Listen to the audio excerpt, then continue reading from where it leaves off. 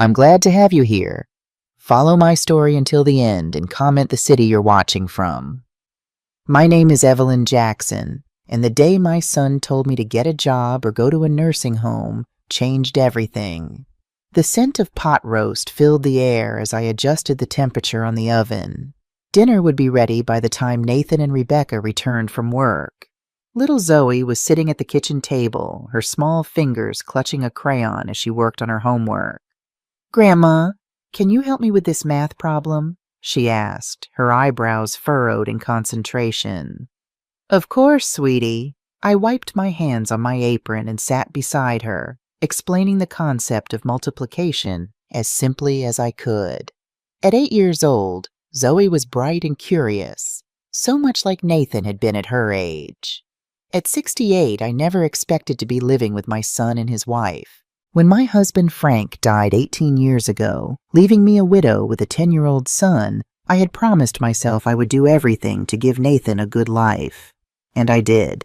I worked 2 jobs, put him through college, and postponed my own dreams. Several men had shown interest in me over the years, but I always declined. Nathan needed my full attention, and I couldn't risk bringing someone into our lives who might not have his best interests at heart. I glanced at the family photo hanging on the wall, Nathan's graduation day, his proud smile as he held his diploma, my arm around his shoulder. That day, I felt I had accomplished my life's mission. My son would have opportunities I never had. Now, 18 years later, I was living in their guest bedroom, cooking their meals, cleaning their house, and picking Zoe up from school every day. I didn't mind. Family takes care of family. But lately I'd been noticing the looks Rebecca gave me when she thought I wasn't watching. Irritation, impatience, as if I were an unwelcome guest who had overstayed my welcome. The front door opened, and I heard Rebecca's voice, sharp and clear. "Nathan, we need to talk about the financial situation. It's getting ridiculous." I quickly turned back to the oven, pretending I hadn't heard. Zoe looked up from her homework, but I gently nudged her to continue. "Almost done with those problems, sweetie?" Nathan and Rebecca entered the kitchen, still in their work clothes. Nathan loosened his tie and smiled at Zoe. "How's my little mathematician doing?" "Grandma's helping me with multiplication," Zoe replied, beaming. Rebecca placed her designer handbag on the counter, a bag that probably cost more than my entire wardrobe. "Something smells good," she said, though her tone lacked genuine appreciation. "Pot roast," I said. "Your favorite, Nathan." Rebecca's phone rang, and she stepped out of the kitchen to answer it. Nathan poured himself a glass of water and leaned against the counter. "Mom, we need to talk about something after dinner." A knot formed in my stomach. I'd heard those words before, and they rarely preceded good news. "Is everything all right?" "It's complicated. Let's talk after Zoe goes to bed." I nodded, trying to ignore the anxiety building within me. Whatever it was, I would handle it with grace, as I always had. Dinner was unusually quiet. Rebecca barely touched her food, checking her phone every few minutes. Nathan seemed distracted, avoiding eye contact with me. Only Zoe chatted happily about her day at school, oblivious to the tension around the table. After I tucked Zoe into bed, reading her favorite story about a brave princess who saved her kingdom, I returned to the living room. Nathan and Rebecca sat on the couch, a spreadsheet open on the coffee table. "Mom, please sit down," Nathan said, gesturing to the armchair across from them. I sat, folding my hands in my lap. "What is this about?" Rebecca spoke first, her voice crisp and businesslike. "Evelyn, we've been looking at our finances, and frankly, things are tight. Nathan's company is going through some restructuring, and my bonus this year was less than expected." Nathan shifted uncomfortably.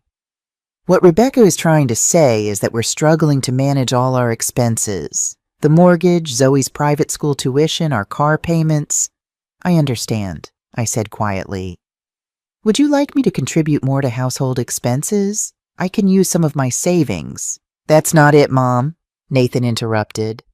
Your Social Security barely covers your own medical expenses. We need a more sustainable solution. Rebecca leaned forward. What Nathan is dancing around is that we can't continue supporting you indefinitely. You're still able-bodied. There's no reason you couldn't get a part-time job to help with expenses. The words hung in the air, sharp and cutting. I stared at my son, waiting for him to defend me, to acknowledge all I had sacrificed for him. But he remained silent, his eyes fixed on the spreadsheet. Nathan? My voice was barely above a whisper. He finally looked up, his expression a mixture of guilt and resolution. Mom, you need to find a job if you don't want to end up in a nursing home. We can't keep supporting you like this. The room seemed to tilt. Nursing home. The words echoed in my head like a terrible pronouncement. I thought of the county facility I'd visited with my church group, the antiseptic smell, the vacant eyes of residents parked in wheelchairs in front of a blaring television, the shared rooms offering no privacy or dignity. I see, I said, amazed at how steady my voice sounded when inside I was crumbling. And when did you reach this decision? We've been discussing it for weeks, Rebecca said.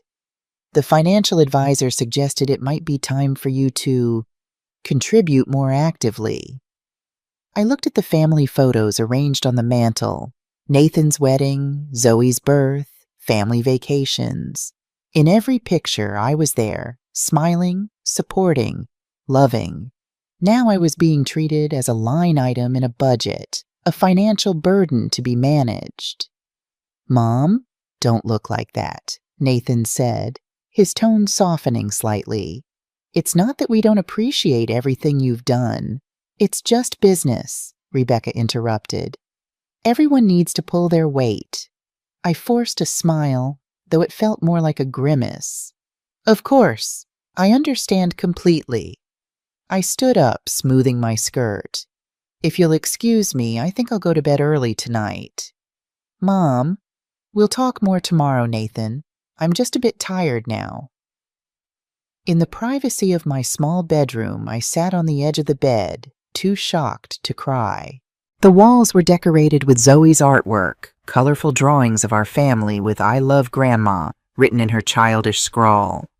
I picked up a framed photo from my nightstand. Frank and me on our wedding day, young and full of hope. "Oh, Frank," I whispered, "what would you think of our son now?" Sleep eluded me that night. I lay awake, replaying the conversation in my mind, remembering all the sacrifices I'd made for Nathan, the promotions I'd turned down because they would have required travel, the dates I'd declined because Nathan had a basketball game or a science fair, the dreams of traveling I'd postponed because college tuition took priority. And now, get a job or go to a nursing home. As dawn broke, I made a decision. I wouldn't cry. I wouldn't beg. And I certainly wouldn't burden anyone any longer. It was time for Evelyn Jackson to stand up for herself, even if it meant walking away from everything she loved. The next morning, I woke early and prepared breakfast as usual. Pancakes shaped like animals for Zoe, strong black coffee for Nathan, and herbal tea for Rebecca. I packed Zoe's lunch, including a note with a simple drawing of a heart. Would this be the last lunch I'd prepare for her? The thought made my chest ache. As everyone sat down to eat, Rebecca checked her watch impatiently. "Nathan, we have that meeting with the Hendersons at 9. We can't be late." Nathan nodded, sipping his coffee. "Mom, about last night." "It's fine," I interrupted, placing a stack of pancakes in front of Zoe. "I've been thinking about what you said, and you're right. It's time for me to be more independent." Relief flashed across Nathan's face, quickly masked by concern. "We can help you look for something suitable. Maybe part-time at the library or—" "I said it's fine, Nathan." My tone was firmer than I intended, causing him to look up in surprise. "I'm 68, not incapacitated. I can figure things out for myself. Rebecca glanced at her watch again. We really need to go. Zoe, finish your breakfast. Your grandmother will take you to school. After they left, Zoe looked at me with worried eyes. Are you okay, Grandma? You seem sad. I smoothed her hair, fighting back tears. I'm just a little tired, sweetie. Now let's get you ready for school. The drive to Zoe's school was filled with her chatter about an upcoming science project. I tried to focus, to be present in this moment that might be one of our last together for a while. Grandma, can you help me build a volcano this weekend? She asked as we pulled up to the school. I'll see, sweetheart. I leaned over to kiss her forehead. Have a wonderful day. Remember, Grandma loves you very, very much. She gave me a quick hug before bouncing out of the car, her backpack bobbing as she ran to join her friends. I watched until she disappeared into the building, memorizing the sight of her. Back at the house, I sat at the kitchen table with a cup of tea, contemplating my next move. The confrontation last night had shocked me, but in the light of day, something else was emerging. Anger. After everything I had sacrificed, after all the love and care I had given, to be dismissed so easily, treated as a burden rather than family. The phone rang, interrupting my thoughts. It was Dorothy Wilson, my neighbor from 2 houses down. Evelyn, I was just calling to see if you wanted to join me for the Senior Center Book Club today. They're discussing Jane Austen. Dorothy was 73, a widow like me, but with an entirely different life. Her children lived in different states, but called regularly and visited on holidays. She lived independently in her own home, volunteered at the library, and had an active social circle.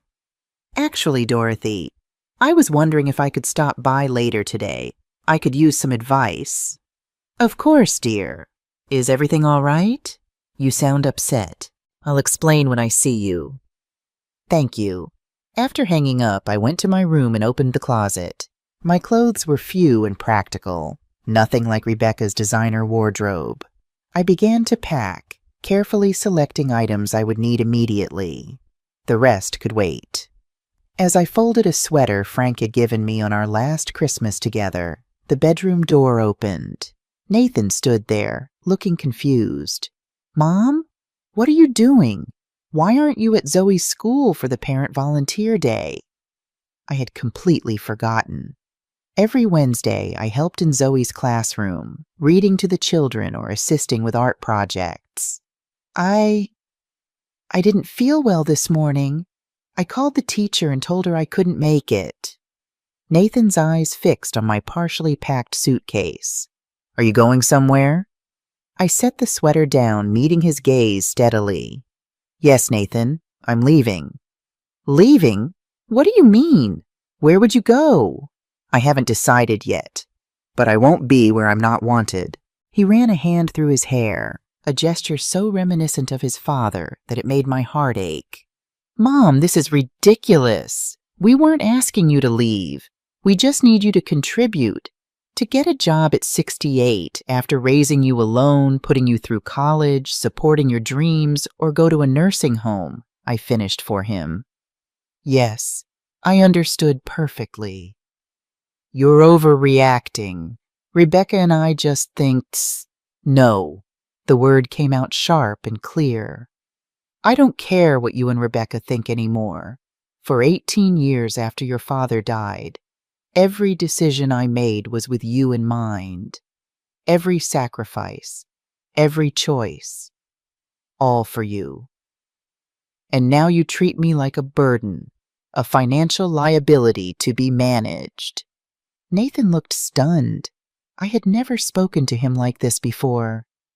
You have no idea what I gave up for you, I continued, my voice trembling slightly. The promotions I declined because they would have taken me away from your games. The relationships I didn't pursue because I was afraid of how a stepfather might treat you. The dreams I postponed because your college tuition came first. Mom, And now after all that, You sit there with your spreadsheets and tell me to get a job or go to a nursing home, as if everything I've done counts for nothing. Nathan's face flushed.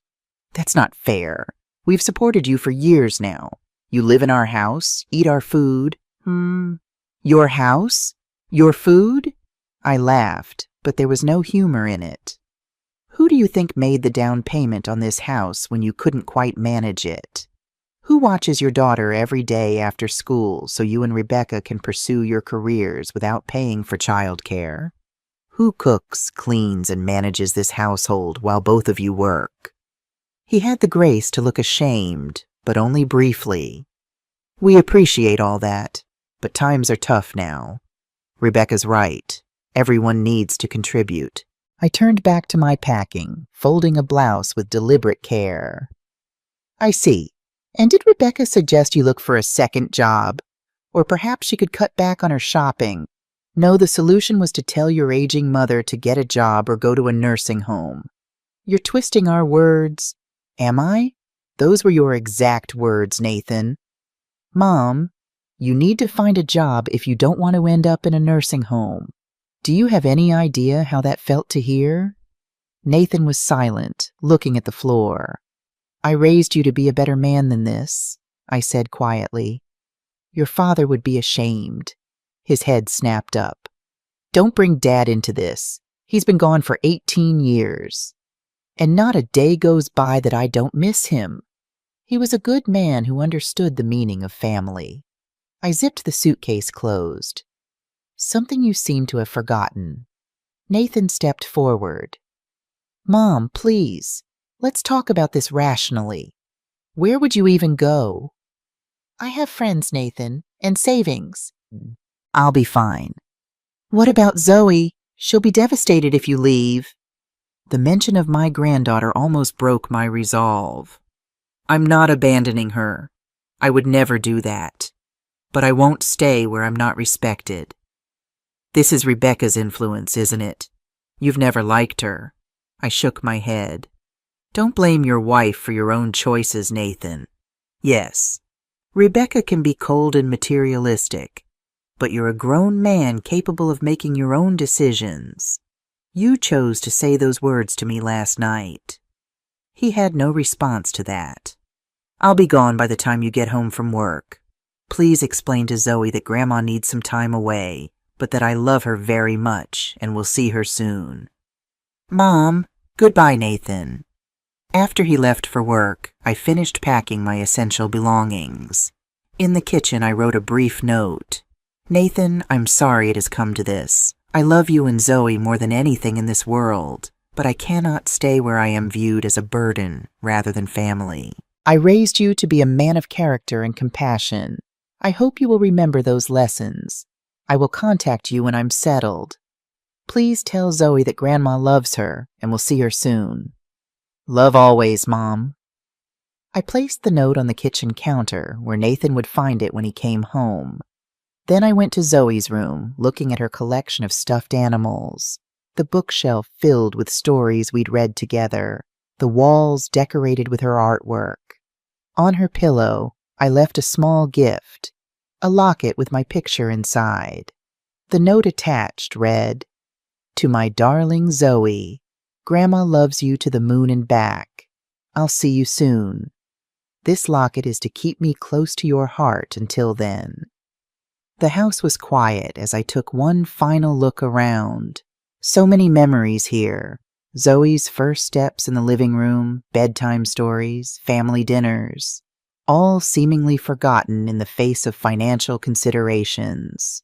With my suitcase in hand, I walked out the front door, not knowing where life would take me next, only that I deserved better than what my son had offered. The sun was warm on my face as I pulled my suitcase down the driveway. I had called a taxi to take me to Dorothy's house, but it wouldn't arrive for another 15 minutes. The weight of what I was doing, leaving my son's home, stepping into uncertainty at 68, pressed on my chest, making each breath difficult. Evelyn, is everything all right? Dorothy Wilson stood at her mailbox, concern evident in her kind eyes. She took in the suitcase, my red-rimmed eyes, and immediately crossed the street. "Oh, my dear, what's happened?" The simple kindness in her voice nearly undid me. I blinked rapidly, fighting back tears. "Nathan and Rebecca, they told me I need to get a job or go to a nursing home. They can't support me indefinitely." Dorothy's face darkened with indignation. "They what? After everything you've done for them? That's outrageous." "I can't stay there anymore, Dorothy. Not after that." She placed a gentle hand on my arm. "Of course not. Where are you going?" I don't know yet. I was going to ask if I could stay with you for a day or two until I figure things out." "You don't even need to ask. Come on, let's get you settled. Cancel that taxi. You're coming home with me right now." Dorothy's house was everything mine used to be before I sold it to help Nathan with his down payment. Warm, personal, filled with memories. Photos of her children and grandchildren adorned the walls. Books were stacked on end tables. The scent of cinnamon and apples hung in the air. "Sit down, Evelyn. I'll make us some tea and you can tell me everything." Over steaming mugs of chamomile tea, I recounted the previous night's conversation and the confrontation with Nathan this morning. Dorothy listened, her expression shifting between sympathy and outrage. "The audacity," she muttered when I finished. "After you gave up your house to help them. After you provide free childcare and housekeeping. The ingratitude is astounding." "I keep asking myself where I went wrong with him," I said, staring into my tea. "Frank and I raised him to value family above all else." Dorothy shook her head. "You did nothing wrong. Some people just lose their way. That Rebecca has always seemed more concerned with appearances than substance." I sighed. "It's not just Rebecca. Nathan made his choice. He could have stood up for me, but he didn't. What will you do now?" It was the question I had been avoiding. At 68, starting over seemed daunting. My retirement savings were modest. I had used much of my money to help Nathan over the years. My Social Security check covered my basic needs, but not much more. "I don't know," I admitted. "I have some savings, enough to rent a small apartment for a while. I could look for part-time work, I suppose." Dorothy considered me thoughtfully. "You know, I volunteer at the Silver Springs Community Center 3 days a week. They're actually looking for someone to teach a baking class for seniors. Your apple pie won first place at the county fair 3 years running. You'd be perfect." The suggestion sparked a small flame of hope. I had always loved baking, a skill passed down from my grandmother to my mother to me. Teaching others might be fulfilling. "I don't know if I'm qualified to teach." "Nonsense. You've been baking since you were tall enough to reach the counter, and the position comes with a small stipend. Not much, but it would supplement your Social Security." For the first time since Nathan's devastating words, I felt a glimmer of possibility. When could I talk to someone about it? "I'm heading there tomorrow morning. Come with me and I'll introduce you to Margaret, the director. She's a wonderful woman, about our age and full of energy." "Thank you, Dorothy. I don't know what I would have done without you today." She patted my hand. "That's what friends are for. Now there's something else I think you should know. The center also has transitional housing for seniors, small apartments at reduced rent. They're basic but clean and safe. You could apply while we're there tomorrow." Relief washed over me. Housing had been my biggest concern. "That sounds perfect. And there's one more thing," Dorothy said, a small smile playing on her lips. "The community center hosts social events for seniors every Friday night. Dancing, games, refreshments. It's quite lively. You might meet some interesting people." I laughed softly. "Dorothy Wilson, are you playing matchmaker?" "I'm just saying life doesn't end at 68, Evelyn. My Henry has been gone for 12 years now, but I've made a good life for myself. You can too." That night in Dorothy's comfortable guest room, I allowed myself to cry, not just from sadness, but from all the emotions I had suppressed. Anger, disappointment, fear, and strange as it seemed, a tentative excitement. For decades, my identity had been defined by being Nathan's mother, then Zoe's grandmother. Perhaps now was the time to rediscover who Evelyn Jackson was on her own terms. But as I drifted off to sleep, Zoe's face floated in my mind.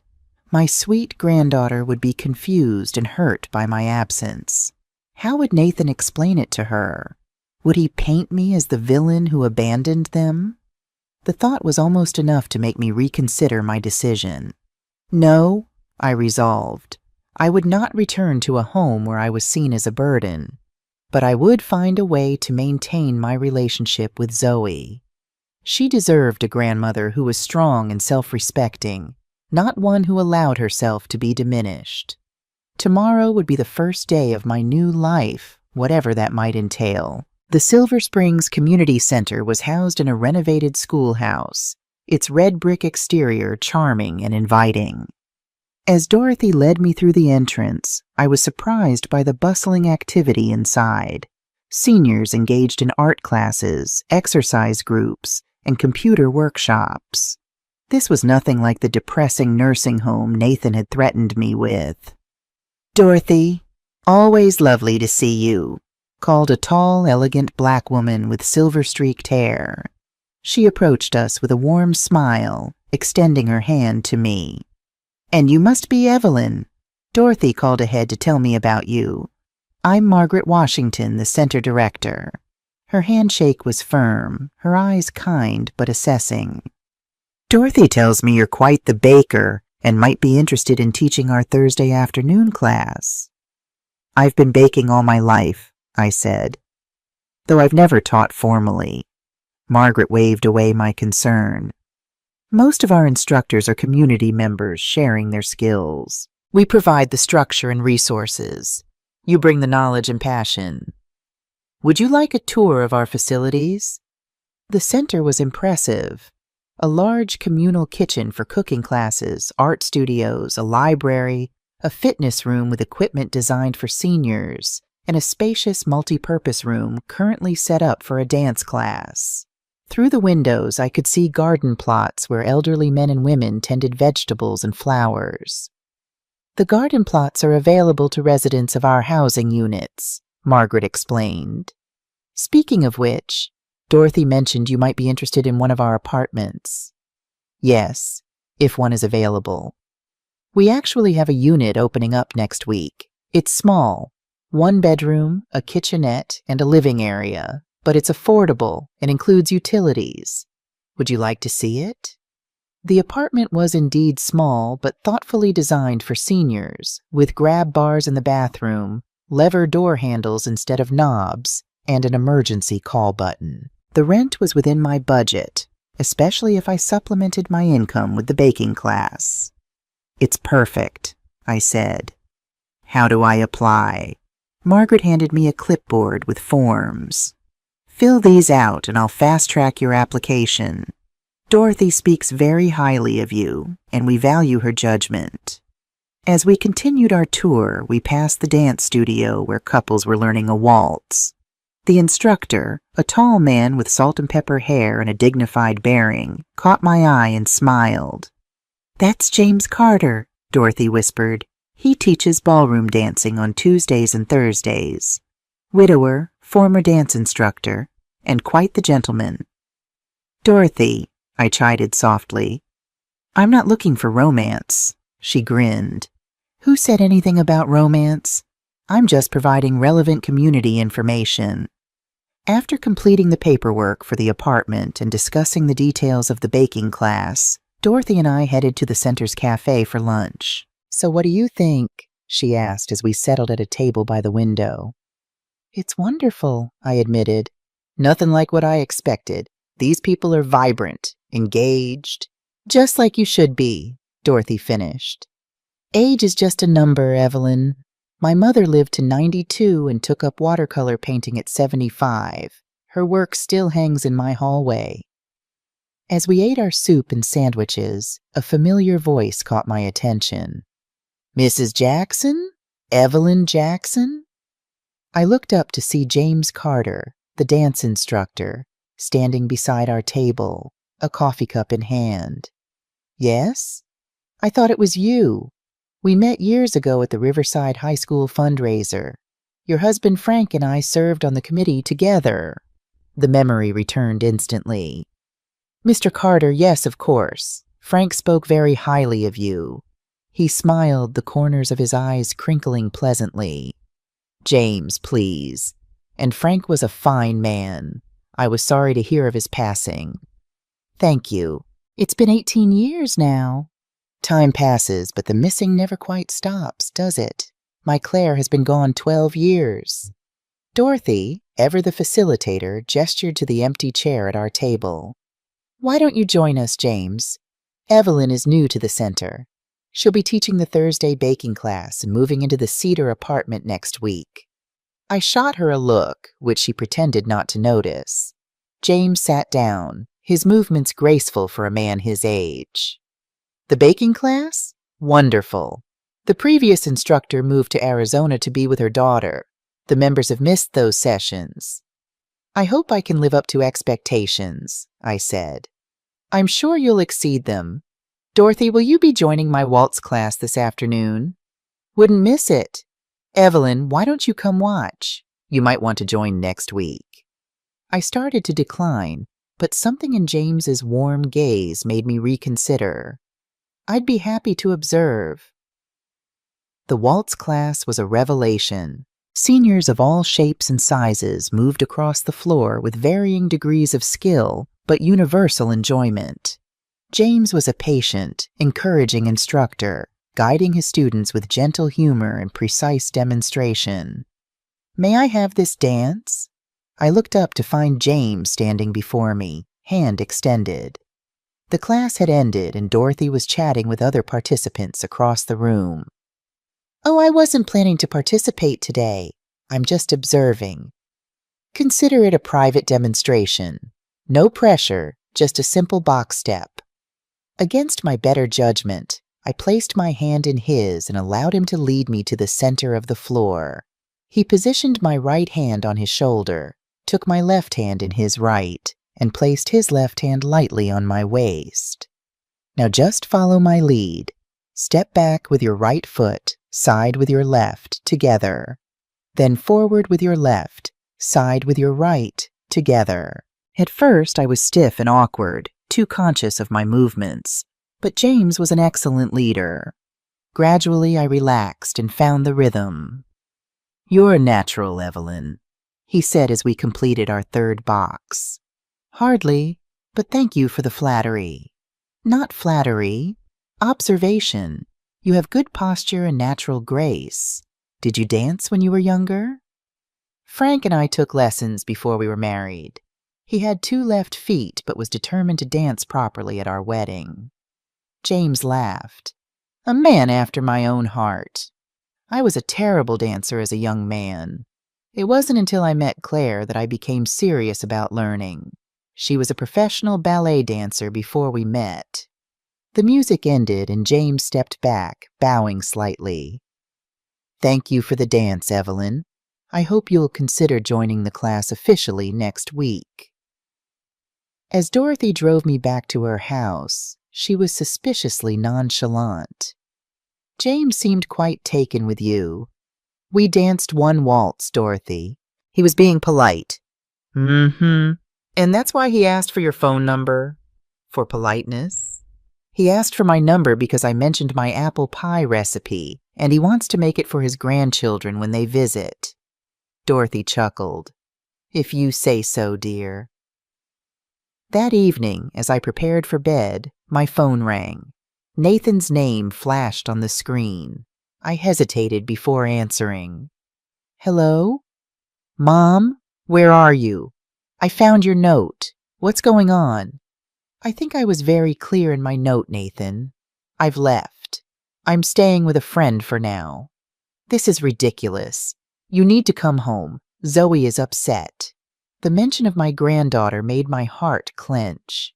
I'm sorry Zoe is upset, but I've made my decision. I won't be treated as a burden in my own family. Mom, you're overreacting. We never said you were a burden.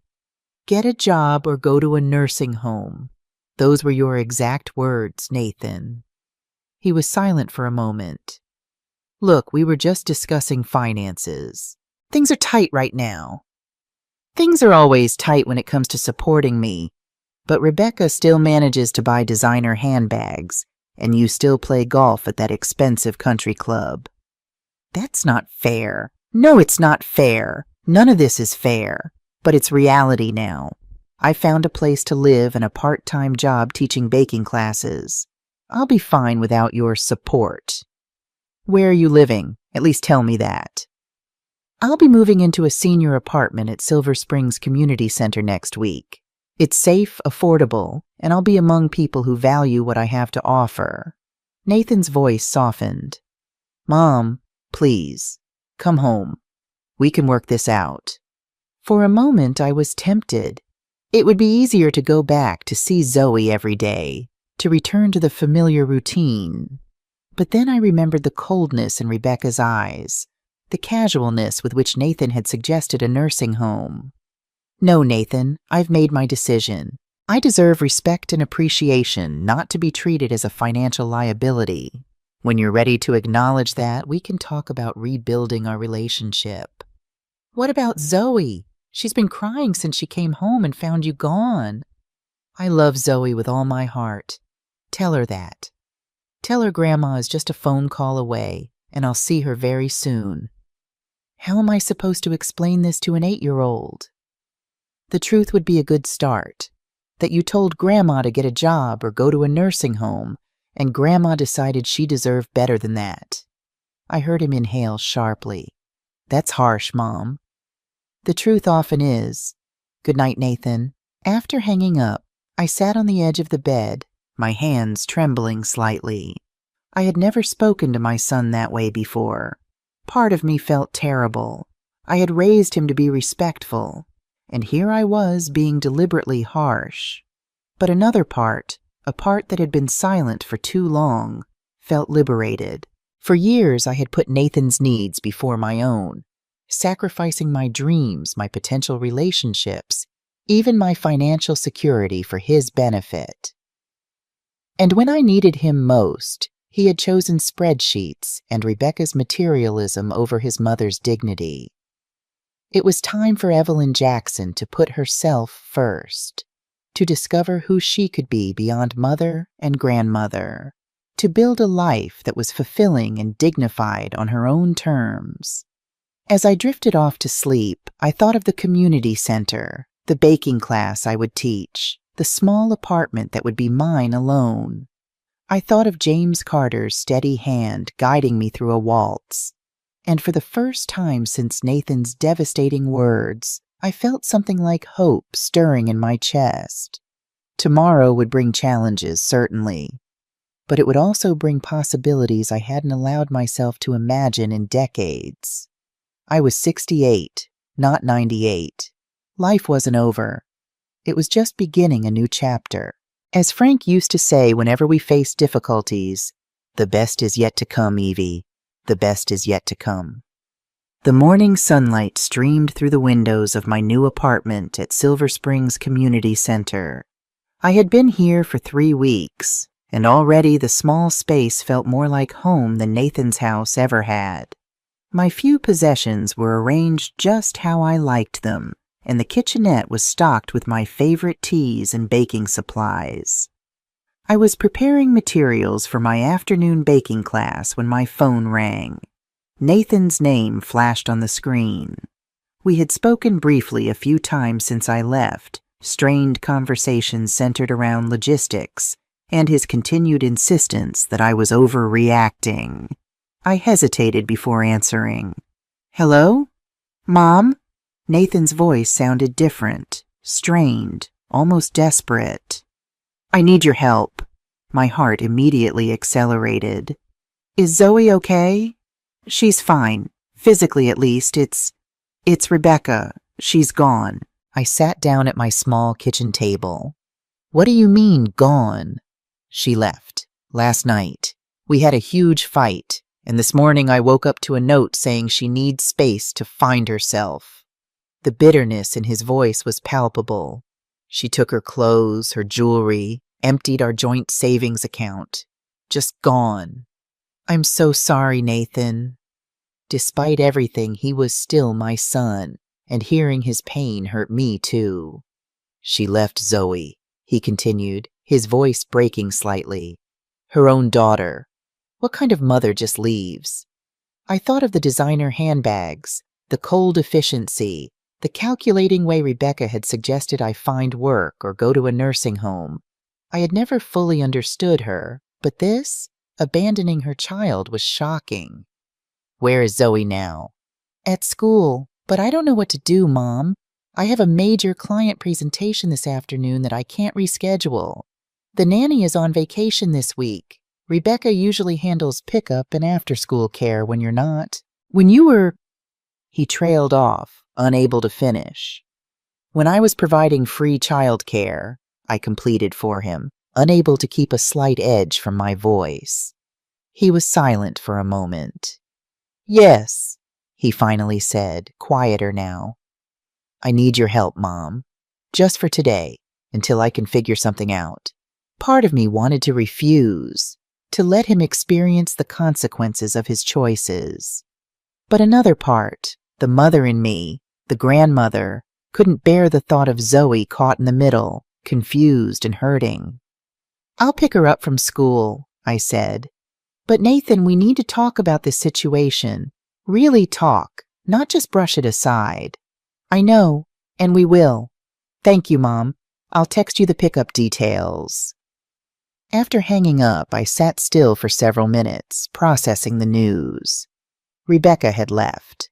Part of me wasn't entirely surprised. She had always seemed somewhat detached, more focused on appearances and status than genuine connection. But to leave her daughter behind? I called Margaret to explain that I needed to reschedule my baking class. Then I prepared the guest bedroom in my small apartment, making up the twin bed with fresh sheets. It wasn't much, but it would do for Zoe for one night. As I drove to Zoe's school in the used car I had purchased with part of my savings, a practical 10-year-old Toyota, I wondered how Nathan had explained my absence to her. Had he told her the truth, or fabricated some gentler explanation? The school pickup line was filled with minivans and SUVs driven by younger mothers and nannies. In my older model sedan, I felt conspicuously out of place. When Zoe emerged from the building, her eyes scanned the vehicles, obviously looking for her father's Mercedes or Rebecca's Range Rover. When she spotted me, her entire face lit up. "Grandma!" she shrieked, running toward my car, her backpack bouncing. The moment she reached me, she threw her arms around my waist, burying her face in my stomach. "You came back. Are you coming home now?" I stroked her hair, fighting back tears. "Not exactly, sweetheart. Your daddy asked me to pick you up today. You're going to come to my new place for a while." She looked up, her small face suddenly serious. "Because Mommy left? Daddy was crying this morning. He said Mommy needed to go away for a bit." So Nathan had told her something close to the truth. I guided her to the car, helping her buckle into the back seat. "Yes, your Mommy is taking some time away, and your daddy has an important work meeting today, so you get to spend time with Grandma. Won't that be nice?" She nodded enthusiastically. "I missed you so much, Grandma. Daddy said you needed your own place because grown-ups need space sometimes. Is your new house big? Do I have my own room there?" The innocent questions tugged at my heart. "It's not very big, honey. Just a small apartment. But there's a guest room you can use. And the community center where I live has a beautiful garden and a game room. I think you'll like it." During the drive, Zoe chattered about school, friends, and the science project she'd completed, the volcano we had been planning to build together before I left. "Daddy helped me, but it wasn't as good as it would have been with you, Grandma. He forgot to add the red food coloring to make the lava look real. I smiled at her through the rearview mirror. I'm sure it was wonderful anyway. Your daddy is very smart. He's sad a lot, Zoe said, her voice dropping.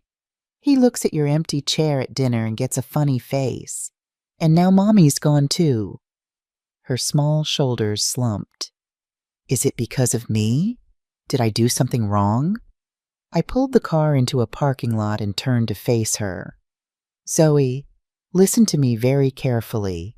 None of this is because of you. Grown-ups sometimes have problems that have nothing to do with their children. Your daddy loves you very much. Your mommy loves you too. And I love you more than anything in the world. Then why did you leave? And why did Mommy leave?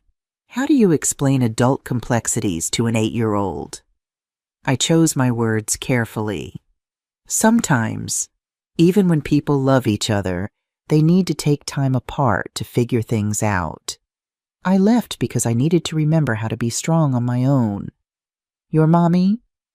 Well, I can't speak for her, but I'm sure she has her reasons too. But neither of us left because of you, sweetie. Never think that. She seemed to consider this, then nodded. Can we get ice cream?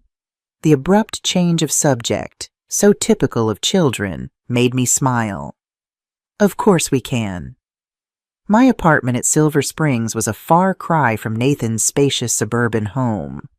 Zoe explored the 2 rooms with curious eyes, running her fingers over my few possessions. It's small, she observed, but it's nice. It smells like you, like cookies and that flowery perfume. Thank you, sweetheart. It's not much, but it's mine. She stopped at a framed photo of Frank holding baby Nathan. Is that my daddy? Yes, and that's your grandfather. Your daddy was just a little baby then. Daddy doesn't have a lot of pictures of when he was little at our house. I made a mental note to give Nathan some of the family photos I had saved. Despite our current strain, he should have those memories, and Zoe should know her family history. After a simple dinner of spaghetti, Zoe's favorite, I received a text from Nathan. Running late. Client dinner. Can Zoe stay overnight? We'll pick her up before school. I showed Zoe her father's message. Looks like we're having a sleepover. Let's get you ready for bed, and then maybe we can read a story. Later, as Zoe slept in the twin bed in my guest room, I sat in my small living area, thinking about the day's events. Rebecca's departure had thrown Nathan into crisis, and he had turned to me, the mother he had so casually suggested should get a job or go to a nursing home. The irony wasn't lost on me. My phone buzzed with another text from Nathan. Thank you for taking Zoe. We need to talk tomorrow. I replied simply, yes, we do. The next morning after breakfast, I took Zoe to the community garden where several residents were tending their plots. Miss Evelyn, is this your granddaughter? Called Dorothy, who was harvesting tomatoes from her flourishing plants. Yes, this is Zoe. Zoe, this is my friend Mrs. Wilson. Dorothy smiled warmly at Zoe. What a beautiful young lady. Would you like to help me pick some tomatoes? I'm making salsa later. As Zoe eagerly joined Dorothy, I noticed James Carter approaching, a watering can in hand. He was dressed casually in khaki pants and a light blue button-down shirt, sleeves rolled up to reveal tanned forearms. Good morning, Evelyn, he said, his smile crinkling the corners of his eyes. And who is this young visitor? This is my granddaughter, Zoe. She's staying with me for the night. Zoe, this is Mr. Carter. He teaches dance classes here. James knelt to Zoe's level. It's a pleasure to meet you, Miss Zoe. I have a granddaughter about your age. She loves to dance. Do you like dancing? Zoe nodded shyly. I take ballet on Saturdays. A ballerina! How wonderful! Perhaps you could show us some of your moves sometime. Zoe beamed at the suggestion. I could show you now. Grandma, can I? And so, in the middle of the community garden, surrounded by elderly gardeners and flowering plants, Zoe performed an impromptu ballet routine, twirling and leaping with childish enthusiasm. The residents applauded, and James declared her a natural talent. The morning passed pleasantly, with Zoe helping various residents in the garden, asking questions about the plants, and soaking up the attention of a dozen surrogate grandparents. It was nearly noon when Nathan's Mercedes pulled into the visitor parking lot. He looked disheveled, his tie loosened and dark circles under his eyes. When Zoe spotted him, she ran to him, and he scooped her up in a tight hug. "Daddy! I helped in the garden and met Grandma's friends, and Mr. Carter said I'm a good dancer." Nathan managed a smile for his daughter. "That sounds wonderful, sweetheart." He looked over at me, his expression complicated. "Mom, thank you for taking her." I nodded. "We had a lovely time." "Zoe, can you wait in the car for a minute? I need to talk to Grandma." After Zoe reluctantly went to the car, Nathan turned to me. "I don't know what to do, Mom. Rebecca isn't answering my calls. I have no idea where she is.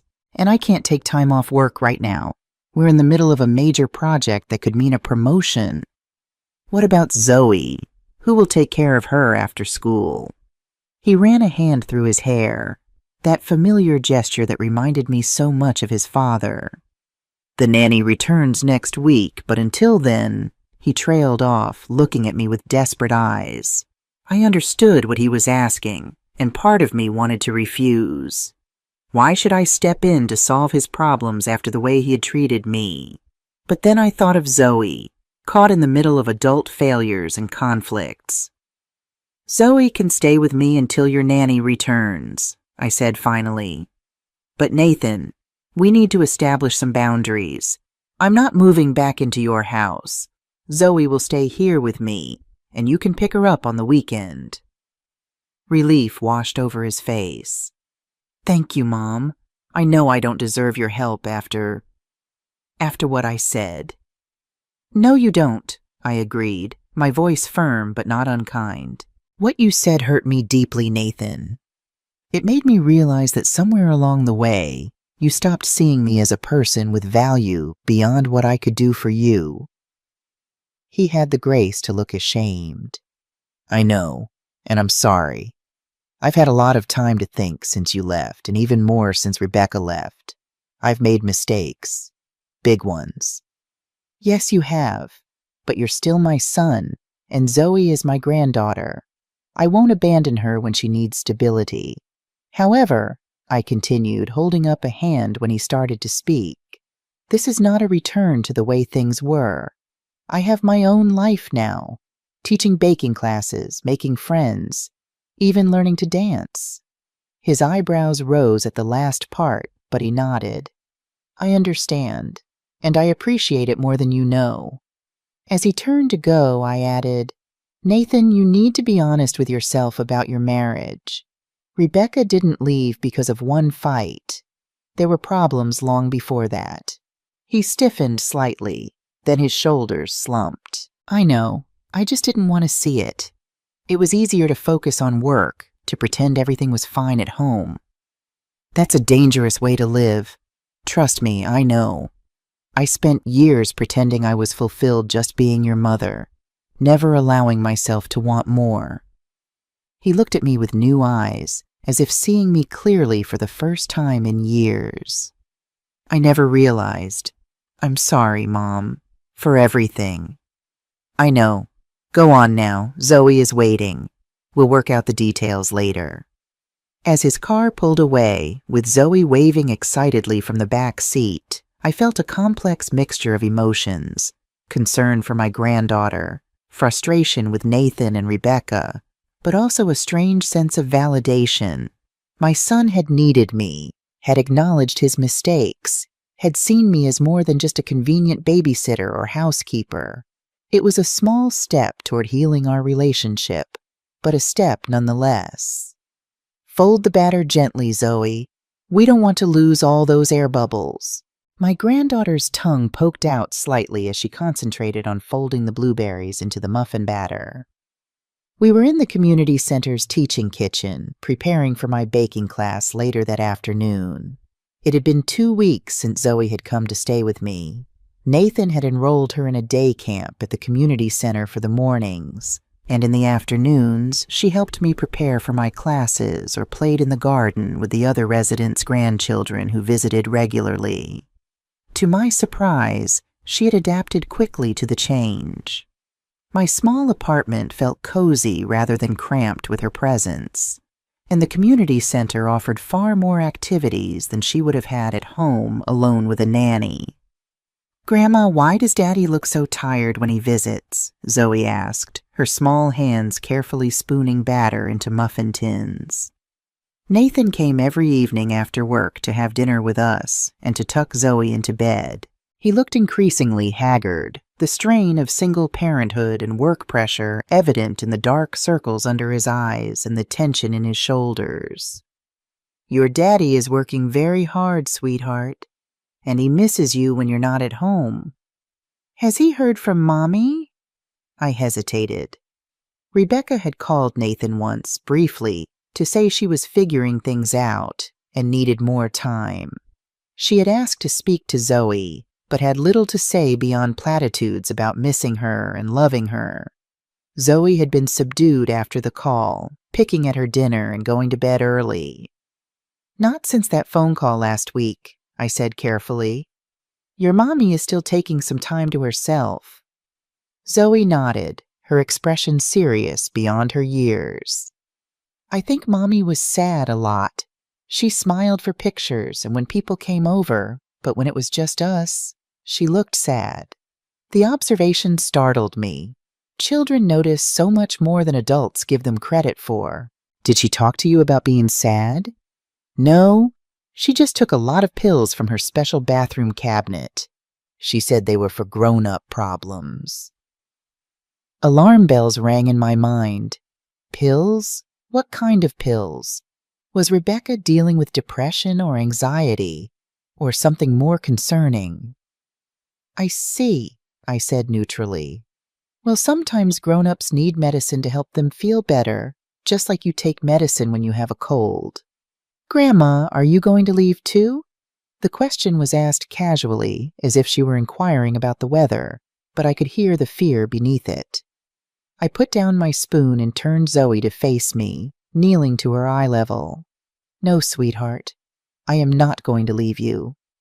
I may not live in your house anymore, but I will always, always be here for you. That's a promise, and Grandma doesn't break her promises." She studied my face intently, then nodded, apparently satisfied. "Good, because I like it here with you, and I think Daddy does too. He smiles more when he's here, even though he's tired." That evening, after Zoe was asleep, I broached the subject with Nathan as we sat at my small kitchen table. "Zoe mentioned something concerning today," I began. "She said Rebecca takes pills from a special cabinet." Her words. "Do you know what she was referring to?" Nathan sighed, rubbing his temples. "Probably her anxiety medication. Rebecca has struggled with anxiety for years, though she hates to admit it. She sees it as weakness." "Has she been getting treatment? Therapy, not just medication?" "She went a few times after Zoe was born. Postpartum anxiety, the doctor called it. But she stopped. Said it wasn't helping, that the therapist just wanted to blame everything on her mother." He shook his head. "Her family doesn't really believe in mental health issues. Her father thinks people should just toughen up and move on." This was all news to me. In the years Rebecca had been my daughter-in-law, she had never mentioned anxiety or any other mental health concern. She had always presented a perfect facade: successful career woman, devoted mother, elegant hostess. "That's a dangerous attitude," I said. "Mental health is just as important as physical health. If she's struggling and not getting proper help, that might explain some of her behavior." Nathan looked up sharply. "You think that's why she left? Because of untreated anxiety?" "I don't know, Nathan. I'm not a doctor, but it might be a factor. People who are suffering often make decisions they wouldn't make if they were well. He was quiet for a moment, turning his coffee mug in slow circles. I should have been more attentive, more supportive. I was so focused on work, on providing financially, that I didn't see what was happening right in front of me. The admission surprised me. Nathan had always been ambitious, driven, traits I had encouraged in him. But had that ambition come at the cost of his awareness of his wife's struggles? "We all make mistakes," I said gently. "The question is whether we learn from them." He nodded, then changed the subject. "How are things here? Zoe seems to be thriving." "She is. The community center has been wonderful. She takes art classes in the morning, helps me with baking in the afternoon. The residents adore her." "Especially that dance instructor I've seen around," Nathan said, a hint of his old teasing smile returning. "The distinguished gentleman who always seems to be nearby when you're in the garden." I felt a flush creep up my neck. "James is just a friend. He's been kind to Zoe, that's all." Nathan's smile widened. "Just a friend who brings you flowers and whose name makes you blush. I haven't seen you like this since Dad was alive." The observation caught me off guard. Had I been that transparent? Yes, James had been attentive, inviting me for coffee, bringing me vegetables from his garden plot, offering to teach Zoe some basic dance steps. And yes, I enjoyed his company, his quiet wit, his gentlemanly manners. But romance? At my age?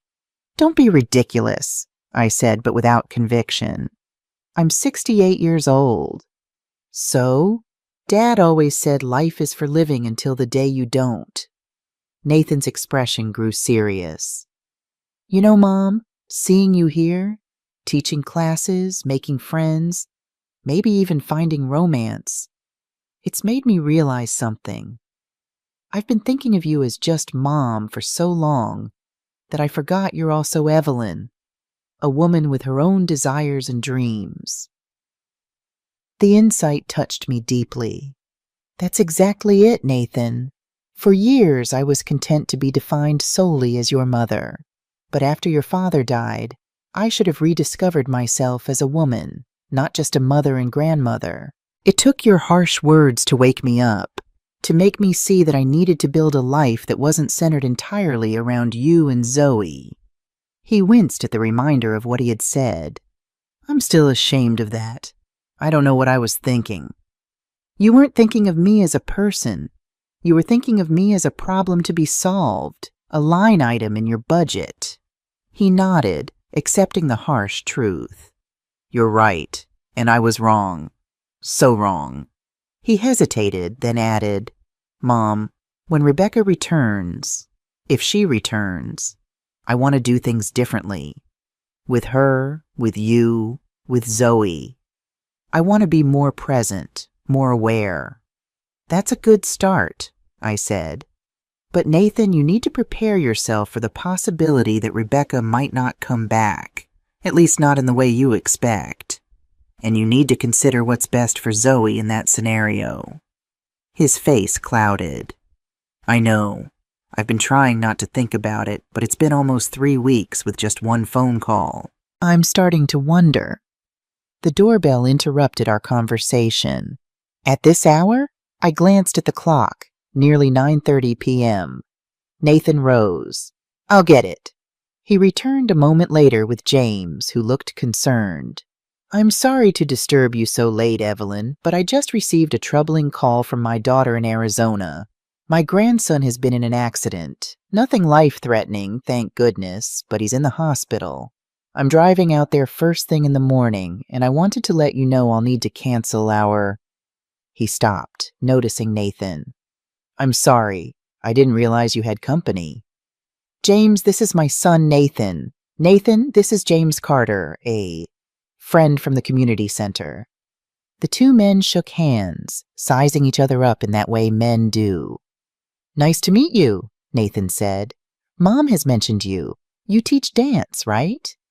"Yes, ballroom and Latin. Your mother is becoming quite accomplished at the waltz." Nathan raised an eyebrow at me, and I felt that flush returning. "I'm sorry to hear about your grandson," I said quickly. "How serious is it?" "A broken leg and some cuts and bruises from a bicycle accident. He'll be fine, but my daughter is a single mother and could use some support." James ran a hand through his silver hair. "I'll be gone for at least a week, maybe 2. "Of course you must go," I said.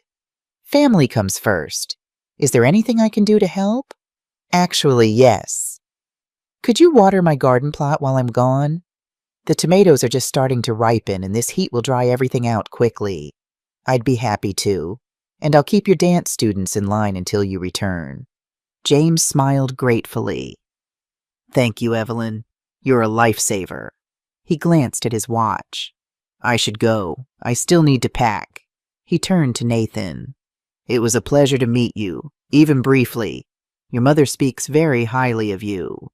After James left, Nathan gave me a knowing look. "Just a friend, huh?" "Oh, hush. The man is worried about his grandson." "The man is clearly smitten with you, Mom. And unless I'm completely off base, the feeling is mutual." I busied myself clearing the coffee cups from the table. "Don't be absurd. Now it's getting late, and you have work tomorrow." Nathan chuckled, but let the subject drop. As he prepared to leave, he paused at the door. "Mom, thank you for taking care of Zoe, for talking with me tonight, for everything." "You're welcome, son. We're family. Despite everything, that hasn't changed." After he left, I stood at the window watching his car pull away. The conversation had been a step in the right direction, Nathan acknowledging his mistakes, showing concern for Rebecca beyond his own feelings of abandonment, seeing me as a whole person rather than just his mother. And then there was James. Nathan wasn't entirely wrong. I did enjoy James's company, more than I had enjoyed any man since Frank died. But romance? The idea both thrilled and terrified me. I had been on my own for so long, had defined myself as a widow, a mother, a grandmother. Could I open myself to something more at this stage of life? As I prepared for bed, I found myself humming the waltz tune James and I had danced to in our last class. Perhaps, I thought, it wasn't too late to add woman back to the list of things I was. Perhaps Evelyn Jackson still had some surprises in store, for herself and for everyone else. The following week settled into a pleasant routine. Zoe attended day camp in the mornings, helped me with baking classes in the afternoons, and spent evenings with Nathan, who came for dinner most nights. On weekends, she stayed with Nathan at the house, giving me time to myself, a novel concept after decades of putting everyone else first. James called regularly from Arizona, updating me on his grandson's recovery and asking about his garden plot, which Zoe and I faithfully tended. Our conversations often extended beyond these practical matters, meandering into discussions of books, music, our respective childhoods, our experiences of grief and recovery after losing our spouses. "I never thought I'd feel this way again," he confessed during one late-night call. Interested in someone, I mean. After Claire died, I assumed that part of my life was over. The candid admission made my heart flutter in a way I hadn't experienced since my 20s. "I know what you mean," I replied softly. "It's unexpected, but nice."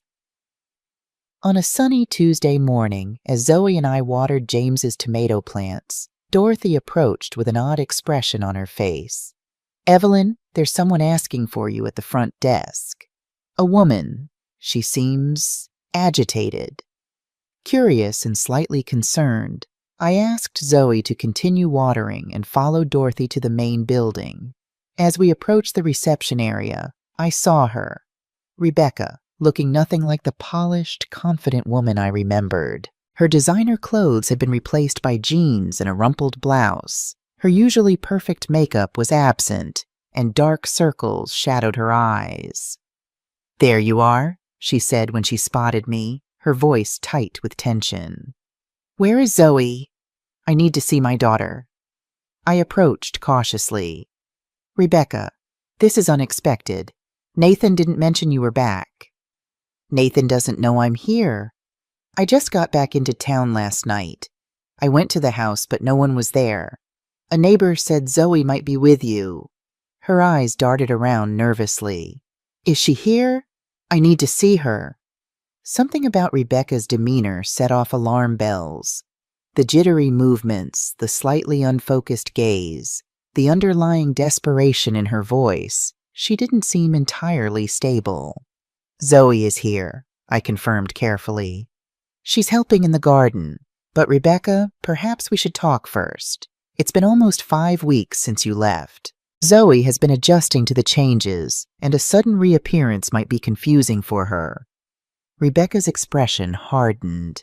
She's my daughter. I have every right to see her. Of course you do. I'm just suggesting we prepare her a bit.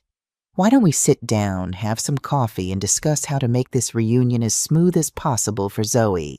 For a moment, I thought she might refuse, but then her shoulders slumped slightly. Fine, coffee. In the community center cafe, Rebecca fidgeted with her cup, avoiding my gaze. Up close, she looked even worse. Thin, pale, with a nervous energy that manifested in constantly tapping fingers and bouncing knees. Where have you been, Rebecca? I asked gently. Nathan has been worried. Zoe has been confused. She laughed bitterly. Nathan wasn't worried about me. He was worried about his schedule, his convenience. As for Zoe, her voice softened. I know leaving her wasn't right, but I needed to get away, to clear my head. And did you? Clear your head, I mean. She looked out the window, her expression distant. I went to Miami. I have a friend there. Someone I knew before Nathan, before the corporate wife routine. He's comfortable, uncomplicated. The implication was clear. I see. And this friend, is he the reason you've returned? Rebecca's laugh was harsh. No, quite the opposite. He made it clear our relationship was temporary. Fun, but not forever. Story of my life, really. I wasn't sure how to respond to this frank admission of infidelity. Part of me wanted to defend Nathan, to express outrage on his behalf, but another part recognized the profound unhappiness in the woman before me. Rebecca, I know we've never been close, but I'm concerned about you. You don't seem well. Her eyes flashed defiantly. What do you know about it? You've always judged me, always thought I wasn't good enough for your precious son. That's not true. I'll admit I didn't always understand your choices or values, but I never wished you ill. Whatever. I didn't come here to be psychoanalyzed by my mother-in-law. I came for my daughter. What are your intentions, Rebecca? Are you planning to return home to work things out with Nathan? She looked away again. I don't know. Maybe. I just know I want Zoe. My new situation has stabilized. I met someone in Miami, someone with means. He's invited us both to live with him. Alarm coursed through me. You want to take Zoe to Miami? To live with a man she's never met? Away from her father, her school, her friends? She'll adjust. Children are adaptable. And Richard is loaded. Beachfront property, private schools, the works. She'll have everything she needs. The casual way she discussed uprooting her daughter's life for a new relationship was shocking. And what about Nathan? He's her father. He has rights. Rebecca's expression darkened. Nathan will be fine. He has his precious career. And he has you, apparently. She gestured around at the community center. Quite the setup you've made for yourself here. Funny how quickly you replaced our home with this place. The veiled insult didn't escape me, but I refused to be baited. Rebecca, I think you should talk to Nathan before you make any decisions about Zoe. The three of you need to work out what's best for her, together. I don't need Nathan's permission to take my daughter on a trip. A trip is one thing. Moving her to another state to live with a stranger is quite another. Our conversation was interrupted by a small voice. "Mommy?" Zoe stood a few feet away, her hands still dirty from the garden, her eyes wide with disbelief and hope. Rebecca's demeanor changed instantly. She spread her arms wide. "Zoe! Baby, come here!" Zoe hesitated, looking from Rebecca to me, uncertainty in her young face. Then, slowly, she moved toward her mother, who enveloped her in a tight hug. "Oh, I've missed you so much. Let me look at you." Rebecca held Zoe at arm's length, examining her. "You've gotten taller. And what's this?" She touched a small scratch on Zoe's arm. "Are you hurt?"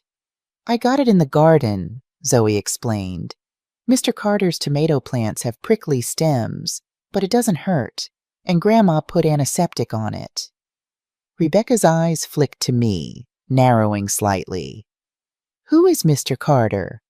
"He teaches dance and has the best garden. He's in Arizona now because his grandson got hurt, but he calls Grandma every night to check on his tomatoes. And on her, too." Zoe's innocent explanation made me wince internally. "I see." Rebecca's tone was icy. "Well, guess what, sweetie? Mommy's back and I have a wonderful surprise for you. We're going on a trip to Miami. There's a beautiful beach house, and you'll have your own room with a view of the ocean." Zoe's brow furrowed. "But what about school?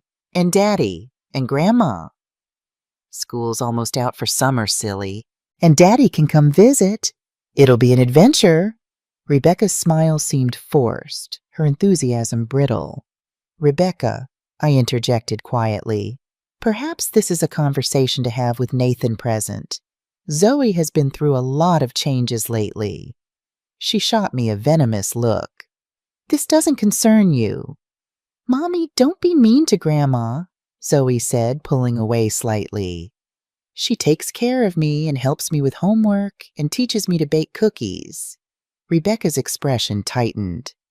"I'm sure she does, sweetie, but Mommy's back now, so you don't need Grandma to take care of you anymore." Before Zoe could respond, the cafe door opened and Nathan walked in, stopping short when he saw Rebecca. "Rebecca, when did you get back? Why didn't you call me?" The tension in the room ratcheted up several notches. Rebecca stood, keeping a possessive hand on Zoe's shoulder. "I just got back last night. I went to the house, but you weren't there. A neighbor told me Zoe might be here." Nathan approached cautiously, as if Rebecca were a wild animal that might bolt. "We need to talk, privately." Rebecca tightened her grip on Zoe. "I've already told your mother I'm taking Zoe to Miami for a while. I have a situation there that's quite promising." Nathan's face darkened. "You're not taking our daughter anywhere without discussing it with me first, especially not to live with some man you barely know." "How did you—" Rebecca shot me an accusatory look. "She told you already?" Typical. "No one told me anything. I'm not an idiot, Rebecca. You've been gone for over a month with barely a word. Now you show up out of the blue, wanting to take Zoe to Miami? It doesn't take a genius to figure out there's another man involved." Zoe looked between her parents, confusion and distress evident on her small face. "Please don't fight," she whispered. I moved to Zoe's side. "Sweetheart, why don't you and I go check on those cookies we put in the oven? Your parents need to talk." Rebecca blocked my path. "She stays with me." "Rebecca," Nathan said firmly. "Look at her. She's upset. Let her go with Mom while we sort this out." For a moment I thought Rebecca might refuse, but then she released her grip on Zoe's shoulder. "Fine, but don't fill her head with nonsense about me." As I led Zoe away, I could hear Nathan's voice, low and controlled. "What the hell are you thinking, Rebecca?" In the teaching kitchen, I helped Zoe wash the garden dirt from her hands, then checked on the chocolate chip cookies we had been baking before Dorothy found me. "Is Mommy going to take me away from you and Daddy?" Zoe asked, her voice small. I chose my words carefully.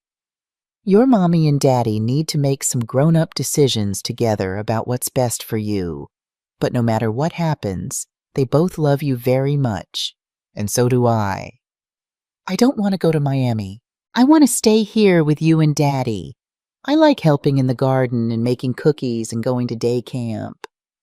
I know, sweetheart, and your daddy will make sure your feelings are considered. That's what good parents do. They listen to their children. As we removed the cookies from the oven, Dorothy appeared in the doorway, her expression concerned. Evelyn, there's quite a commotion in the cafe. Your son and his wife, well, they're having a very heated discussion. Margaret is concerned it might disturb the other residents. I'll go speak with them. Zoe, can you stay here with Mrs. Wilson? She can help you decorate these cookies once they're cool. Dorothy nodded encouragingly. I'm an expert at sprinkles, Zoe. What do you say? Zoe hesitated, then nodded. Okay, but please make Mommy and Daddy stop fighting, Grandma. In the cafe, Nathan and Rebecca were standing toe-to-toe, their voices raised. Other residents were watching with undisguised interest, while Margaret hovered nearby, clearly trying to decide whether to intervene. You can't just waltz back into our lives after abandoning us for a month and expect to take our daughter away, Nathan was saying, his face flushed with anger. I didn't abandon her. I left her with you, her father. It's not like she was alone on the street. Rebecca shot back. I approached quickly. Nathan, Rebecca, this isn't the place for this discussion. There are other people here who don't need to be part of your private matters. Nathan stepped back, running a hand through his hair. You're right. I'm sorry, Mom. Rebecca wasn't so easily calmed. Of course you take his side. You always have. This isn't about sides, Rebecca. It's about what's best for Zoe. And right now, what's best is for her not to hear her parents shouting at each other in public. Something in my tone must have reached her, because she deflated slightly. Fine. Where can we talk privately? My apartment. Zoe is with Dorothy in the kitchen decorating cookies. She'll be occupied for a while. As we walked to my apartment, Rebecca took in the community center with barely disguised disdain. So this is where you've been living? It's very institutional. It's a community, Rebecca, a supportive one, something I've come to value greatly. In my small living room, Nathan and Rebecca sat on opposite ends of the sofa while I took the armchair. Now, I said firmly, let's discuss this calmly and rationally. Rebecca, you want to take Zoe to Miami to live with a man she's never met. Nathan, you want Zoe to stay here with her established routine. Is that an accurate summary? Rebecca crossed her arms defensively. Richard is a good man. He's financially stable, has a beautiful home. Zoe would have opportunities there she doesn't have here. She has opportunities here, Nathan countered. She has friends, family, a school she loves, and she has stability, something she desperately needs after you walked out on us. I didn't walk out on her. I needed space, time to think. You of all people should understand that, Nathan. You've been checked out of our marriage for years, buried in your work, never really present even when you were physically in the room. Nathan looked stung by the accusation. That's not fair. I've been working hard to provide for our family. Providing isn't just about money. It's about emotional presence, about being a partner, not just a paycheck. As they argued, I observed Rebecca more carefully. The nervous energy, the slight tremor in her hands, the way her speech occasionally accelerated, then slowed. These weren't just signs of emotional distress. They reminded me of something, or rather someone, my sister-in-law years ago, when she was taking medication for anxiety but not quite getting the dosage right. Rebecca, I interrupted gently, Zoe mentioned something about pills, about you taking medication. Are you still taking your anxiety medication? She looked startled, then defensive. That's none of your business. It is if you're planning to take my granddaughter to another state. Are you under a doctor's care currently? Rebecca's eyes darted away. I ran out of my prescription a couple of weeks ago, but I'm fine. I don't need those pills anyway. They made me feel foggy. Nathan leaned forward. Rebecca, did you stop your medication abruptly, without tapering off under a doctor's supervision? What does it matter? I feel fine. Better than fine. I feel alive for the first time in years. Nathan and I exchanged worried glances.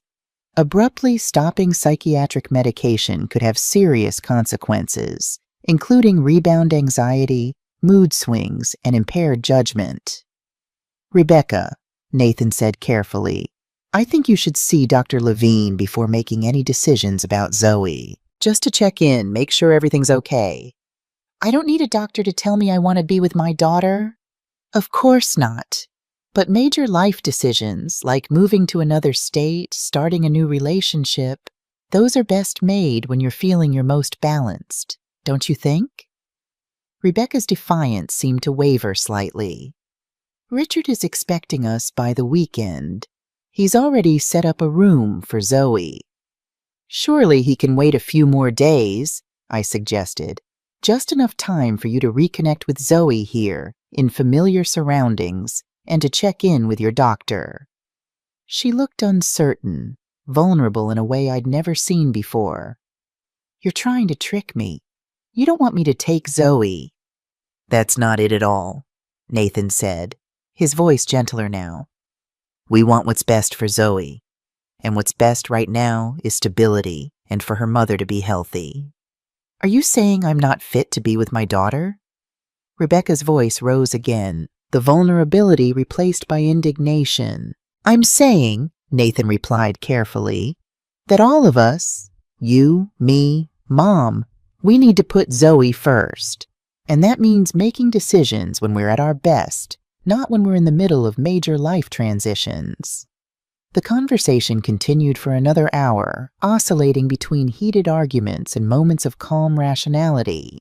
Throughout, I observed Rebecca's erratic behavior, increasingly convinced that her mental health was a significant factor in this situation.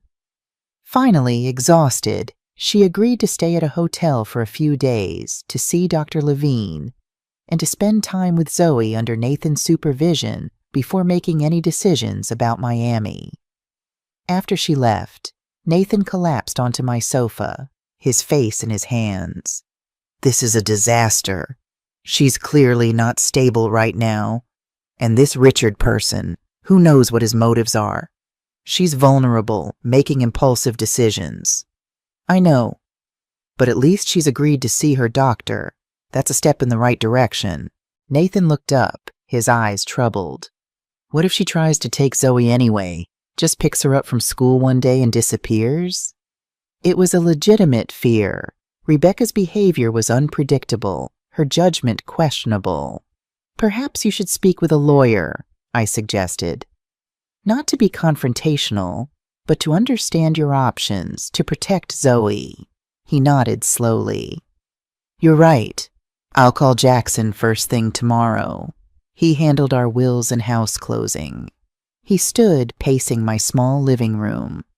I should have seen this coming. The signs were there. Her increasing anxiety, the mood swings, her dissatisfaction with everything in our lives. We often miss what we're not looking for, I said gently. You were focused on work, on providing financially. It's easy to miss emotional cues when you're distracted. That's no excuse. I'm her husband. I should have noticed. Should have insisted she get proper help, not just pills. You can't change the past, Nathan, but you can learn from it. Do better going forward. He stopped pacing, looking at me with tired eyes. When did you get so wise, Mom? I smiled wryly. Around the time my son told me to get a job or go to a nursing home. Nothing like a crisis to clarify one's thinking. He winced. I'll never live that down, will I? Probably not, but you're redeeming yourself a little more each day. As Nathan left to pick up Zoe from the teaching kitchen, I felt a growing unease about the situation with Rebecca. Something told me this was just the beginning of a storm, not the end. The real challenge was yet to come, and it would test all of us, Nathan, me, and most of all, innocent Zoe, caught in the crossfire of adult failings and frailties. The morning sun filtered through the curtains of my small apartment as I prepared breakfast for Zoe. It had been 3 days since Rebecca's dramatic return, and tension hung over all of us like a storm cloud. True to her word, she had checked into a hotel and scheduled an appointment with Dr. Levine, but her texts to Nathan remained erratic, alternating between tearful apologies and angry accusations. "Grandma, is Mommy sick?"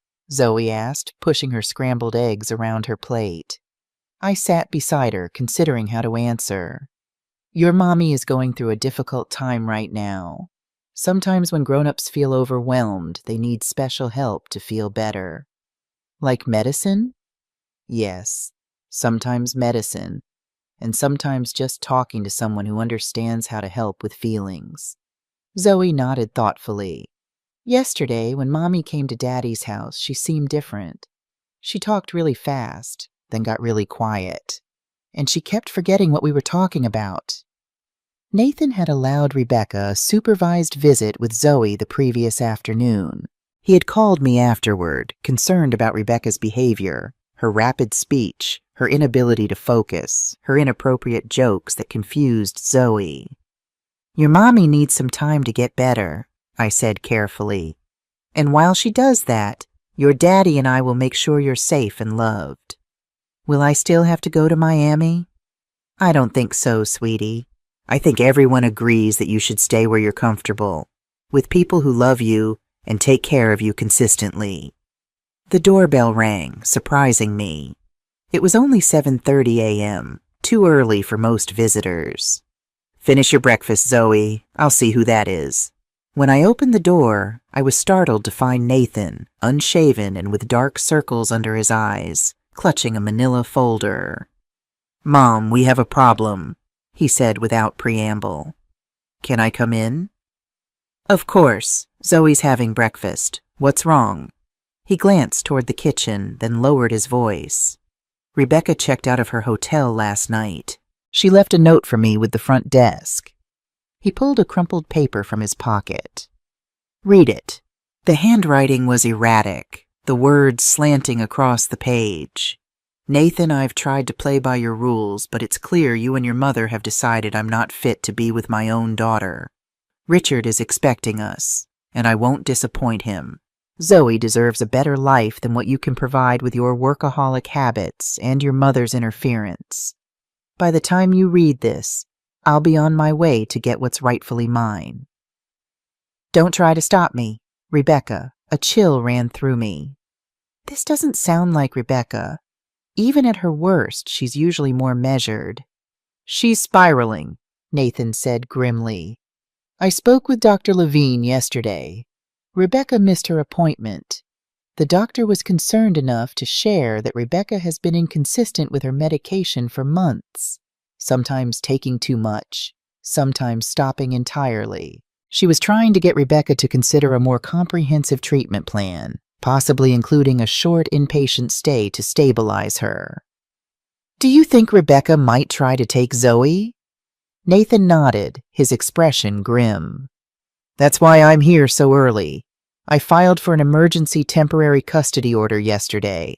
My lawyer expedited it based on Rebecca's behavior and the note she left at her previous departure."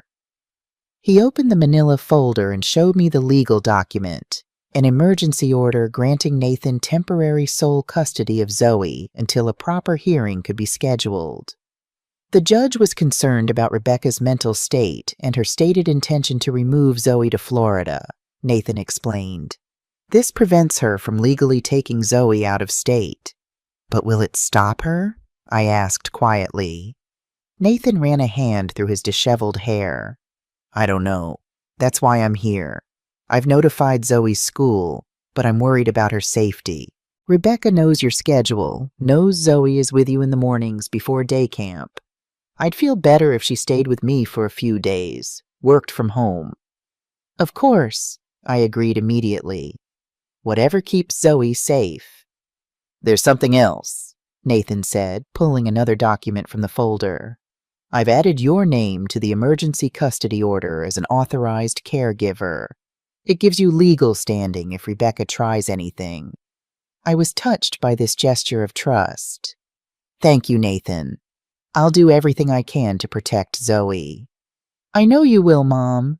He hesitated, then added, I've been thinking a lot about what happened between us, the things I said that drove you away. I was so caught up in my own life, my own concerns, that I forgot the most important things. Family, respect, gratitude. We both made mistakes, I admitted. I allowed myself to become invisible, to define my worth solely through what I could do for you and Zoe. That wasn't healthy for either of us. Nathan's phone buzzed with a text. His face darkened as he read it. It's Rebecca. She wants to see Zoe today. Says she's leaving for Miami tonight and wants to say goodbye. What are you going to do? Tell her no. The custody order prohibits unsupervised contact until she's been evaluated by Dr. Levine. He typed a response, then showed it to me. Rebecca, I have an emergency custody order that prevents Zoe from leaving the state. I'm concerned about your well-being and would prefer you see Dr. Levine before any visits with Zoe. Please consider getting the help you need before making any decisions about Miami. The reply came almost immediately. You can't keep my daughter from me. This is your mother's influence. I'm coming to get my child now. Nathan's face paled. We need to get Zoe out of here. If Rebecca shows up in this state. I nodded, moving quickly to the kitchen. Zoe, honey, finish up quickly. Your daddy's here and you're going to spend the day with him. Zoe looked between us, sensing the tension. Is something wrong? No, sweetheart, Nathan assured her, forcing a smile. Just a change of plans. How would you like to go to the office with me today? You can draw at my desk and meet my coworkers. As we hurriedly gathered Zoe's things, my phone rang. It was Dorothy. Evelyn, Rebecca is at the front desk, demanding to see you and Zoe. She seems agitated. Margaret is trying to calm her down, but she's becoming disruptive. We're leaving through the back, I told her quietly. Nathan has an emergency custody order. Please don't tell Rebecca that Zoe is here. Of course not. Be careful, Evelyn. There's something not right about her today. We managed to get Zoe into Nathan's car without incident, using the rear service entrance of the community center. As they drove away, Nathan promised to call me once they were safely at his office. I returned to my apartment, my heart racing. The situation had escalated far beyond what I had anticipated. Rebecca's behavior suggested a serious mental health crisis, not just marital discord or poor judgment.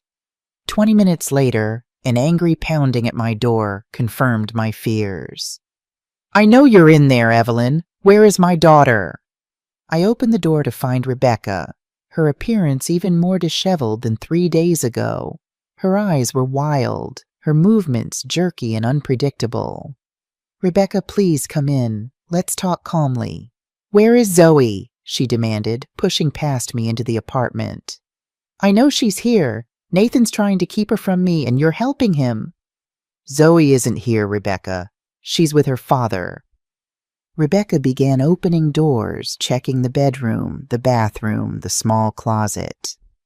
You're lying. You've always been against me. Always thought I wasn't good enough for your precious son. That's not true, I said, keeping my voice level. I've always wanted what's best for Zoe and for you and Nathan. She laughed bitterly. What's best? Like being trapped in a loveless marriage with a man who's married to his job? Like being medicated into oblivion so I can be a proper corporate wife, smiling at dinner parties while dying inside? Her raw pain struck a chord. Behind the erratic behavior and anger was a woman who was genuinely suffering. Rebecca, please sit down. I'm not your enemy. I'd like to understand what you're going through. Something in my tone must have reached her, because she sank onto my sofa, her anger momentarily deflated.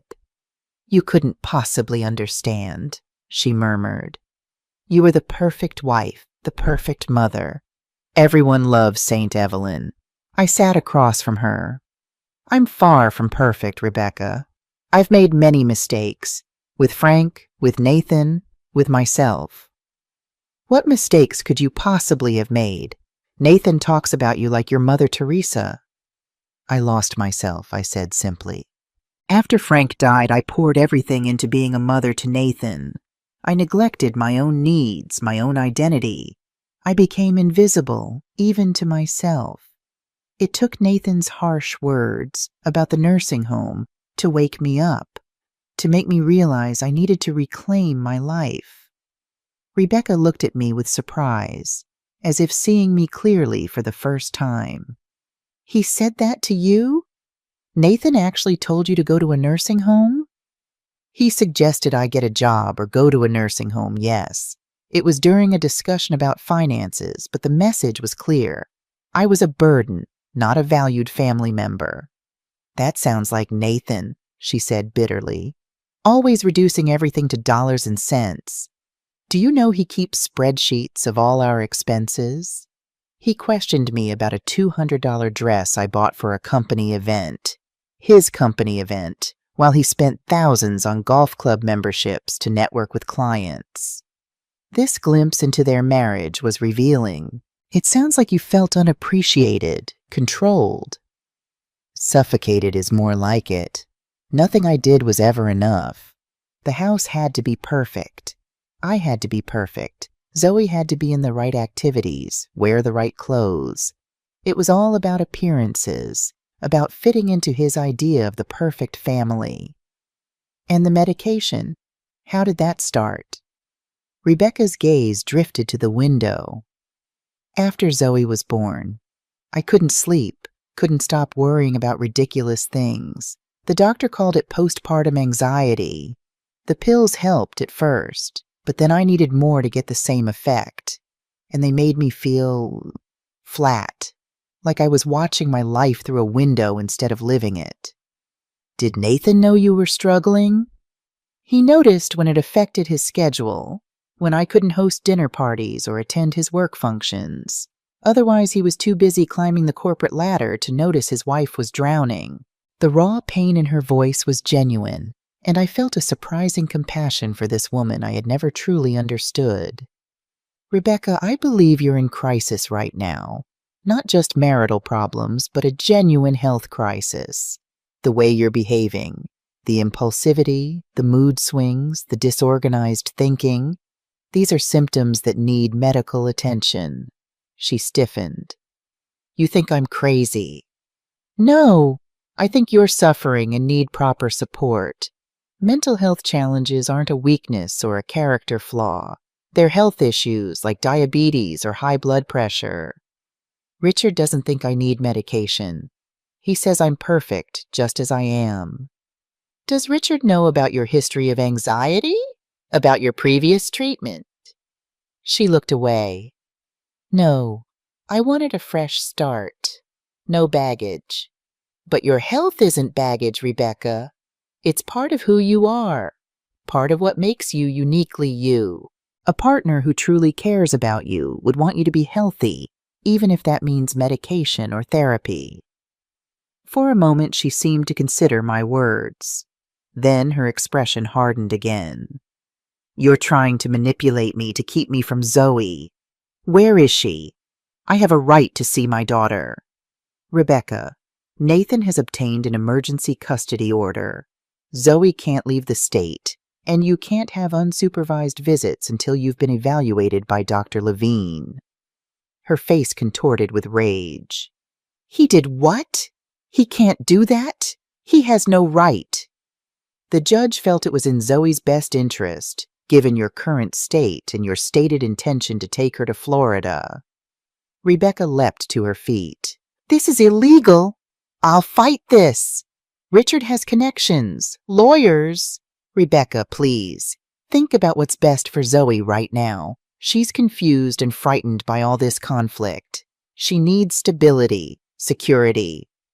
She needs her mother. Not you, not Nathan, me. Of course she needs you, but she needs you healthy, stable, present, not just physically but emotionally. Rebecca began pacing, her movements increasingly agitated. I'm leaving for Miami tonight. Richard is expecting us. I won't go without Zoe. The situation was escalating dangerously. I needed to diffuse it somehow, to reach the rational part of Rebecca that I knew was still there, somewhere beneath the chaos of her current mental state. Rebecca, what would Frank think of all this? The question stopped her in her tracks. Frank? Your husband? What does he have to do with anything? Frank valued family above all else. He taught Nathan that family isn't just about blood or obligation. It's about love, respect, support, about putting others' needs before your own sometimes. Well, Nathan certainly didn't learn that lesson, she scoffed. Perhaps not. He's made mistakes, serious ones, with you, with me. But he's trying to change, to be better. Isn't that worth something? Rebecca's expression wavered between anger and uncertainty. It's too late. I've made my decision. At least talk to Dr. Levine before you do anything irreversible. Get a clear medical perspective on your current state. You owe that much to Zoe, to make major decisions when you're at your healthiest. She was silent for a long moment, and I could almost see the internal struggle playing out across her face. Finally, she said, I'll see Dr. Levine, but only to prove to the court that I'm perfectly capable of caring for my daughter. Then I'm taking Zoe to Miami, with or without Nathan's permission. It wasn't the response I had hoped for, but it was a step in the right direction. That's all anyone is asking, that you get proper medical input before making life-altering decisions. After Rebecca left, I called Nathan to update him on our conversation. He was relieved that she had agreed to see Dr. Levine, though skeptical about her motives. Keep Zoe close, I advised him. Rebecca is still determined to take her to Miami. Until she gets the help she needs, we can't trust her judgment. I know. I've already spoken to my boss about working from home for the next few days, and I've consulted with my lawyer about a more permanent custody arrangement if Rebecca refuses treatment. The gravity of the situation weighed heavily on me. Nathan, how did things get so bad between you two? Were there signs I missed? He sighed deeply. Looking back, there were many signs. Rebecca's increasing anxiety, her mood swings, her complaints about feeling trapped. I dismissed them as typical marital stress or blamed them on her family background. Her parents have a difficult relationship. Her father is controlling, emotionally abusive. Her mother medicates herself with alcohol. You never told me this. Rebecca was private about her family. Ashamed, I think. She wanted to create a perfect life with me, to erase her past. But the patterns were there. Her need for control over our home environment, her fear of conflict, her desperate desire for approval. And your own patterns? I asked gently. There was a long pause. I became my worst self with Rebecca, he admitted finally. Cold, distant, judgmental, everything I swore I'd never be. Just like your father before he changed, I finished for him. Frank had been a workaholic in the early years of our marriage, distant and critical. It had taken a health scare, a minor heart attack at 40, to wake him up, to make him reassess his priorities. Yes, Nathan said quietly. I became Dad at his worst, without experiencing the transformation that made him such a good father in my later childhood. I was so focused on providing financially, on building the perfect life on paper, that I forgot the things that actually make life worth living. It's not too late to change, Nathan, to be the man I know you can be. I hope not, Mom, for Zoe's sake and for my own. The following days were tense, filled with legal consultations and worried conversations. Rebecca did see Dr. Levine, who recommended immediate psychiatric evaluation and treatment. Rebecca initially refused, then reluctantly agreed when her lawyer advised her that it would strengthen her position in the custody dispute. 3 days after our confrontation, Nathan called me with news. Rebecca's been admitted to Lakeside Behavioral Health Center. Voluntary commitment for stabilization and treatment. Dr. Levine thinks she's experiencing a manic episode, possibly bipolar disorder that was misdiagnosed as anxiety. How long will she stay? At least 2 weeks, possibly longer. Dr. Levine says this has likely been building for years. The inappropriate medication may have actually made things worse. And Richard, the man in Miami? Nathan's voice tightened. There is no Richard, at least not as Rebecca described him. There is a Richard Dawson in Miami who Rebecca met at a hotel bar. He's married with 3 kids. He admits to a brief involvement with Rebecca but denies inviting her and Zoe to live with him. It was all part of her delusion. The news was heartbreaking. Rebecca wasn't just making poor choices. She was genuinely ill, constructing an alternate reality as her mind spiraled out of control. What have you told Zoe?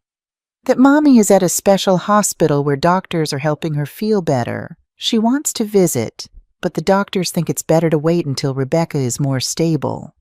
Poor child, I murmured. So much upheaval in her young life. Mom, there's something else. I'd like to bring Zoe back to stay with you at the community center. She misses you, and frankly, I'm struggling to manage work and full-time parenting. Would that be okay? The request warmed my heart, not just for the chance to have Zoe with me again, but for what it represented. Nathan acknowledging my value, trusting me with his most precious responsibility. Of course, Nathan. Zoe is always welcome here, and so are you, I added. There's not much room, but you could stay on the pull-out sofa occasionally if you wanted to be close to her. Thanks, Mom. I might take you up on that. 6 weeks later, I sat in the courtroom, my hands folded tightly in my lap. The family court hearing to determine Zoe's custody had been postponed twice. First to allow Rebecca time for inpatient treatment, then again when her doctors requested additional time for medication adjustment. Nathan sat beside me, his face solemn but composed. Across the aisle, Rebecca sat with her attorney, a sharp-featured woman named Elaine Mercer. Rebecca looked different, calmer, more present, though the strain of the past months showed in the lines around her eyes and the tension in her shoulders. The courtroom was mostly empty, with just a few court officials, our respective lawyers, and at the back, James Carter, who had returned from Arizona 2 weeks ago and had become my steady support through this difficult time. His presence gave me strength, a reminder that life contained joy and connection even in the midst of family crisis. Judge Helena Thompson, a stern-faced woman in her 60s with silver hair pulled back in a tight bun, entered the courtroom, and we all rose. "Be seated," she said crisply. "We're here today to determine custody arrangements for Zoe Jackson, minor child of Nathan and Rebecca Jackson. I've reviewed the case file, including the emergency custody order, medical evaluations, and recommendations from the court-appointed family evaluator." She peered over her glasses at Rebecca. "Mrs. Jackson, I understand you've been undergoing treatment at Lakeside Behavioral Health Center. How are you feeling today?" Rebecca stood, her voice steady. "Much better, Your Honor. I've been diagnosed with bipolar disorder, which was previously misdiagnosed as anxiety. I'm now on proper medication and participating in therapy 3 times a week." The judge nodded. "And your doctors? What do they say about your progress?" Rebecca's attorney, Ms. Mercer, rose. "Your Honor, we've submitted Dr. Levine's latest evaluation, which indicates that Mrs. Jackson is responding well to treatment. While she acknowledges that she experienced a manic episode that led to poor judgment, she is now stable and capable of resuming her role as Zoe's mother." Judge Thompson turned to Nathan's attorney, Jackson Winters. And your client's position, Mr. Winters. Your Honor, while we're pleased that Mrs. Jackson is receiving appropriate treatment, we believe it's premature to return to the previous custody arrangement. Mr. Jackson is requesting primary physical custody with supervised visitation for Mrs. Jackson until her medical team confirms long-term stability. The judge studied the documents before her. I see that during Mrs. Jackson's absence, Zoe has been primarily staying with her grandmother, Evelyn Jackson, at Silver Springs Community Center. Is that correct? Nathan stood. Yes, Your Honor. My mother has been an invaluable support during this difficult time. Zoe has thrived in her care, while still maintaining her school routine and regular contact with me. And your work schedule, Mr. Jackson? The family evaluator noted concerns about your long hours. Nathan nodded. I've made significant changes, Your Honor. I've negotiated a more flexible arrangement with my employer, including 3 days of remote work each week. I've also declined the promotion that was offered, as it would have required extensive travel. This was news to me.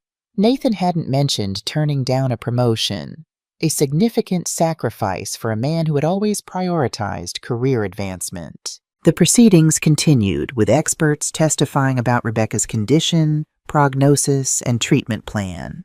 The family evaluator discussed her observations of Zoe in various settings, with Nathan, with me, and during supervised visits with Rebecca.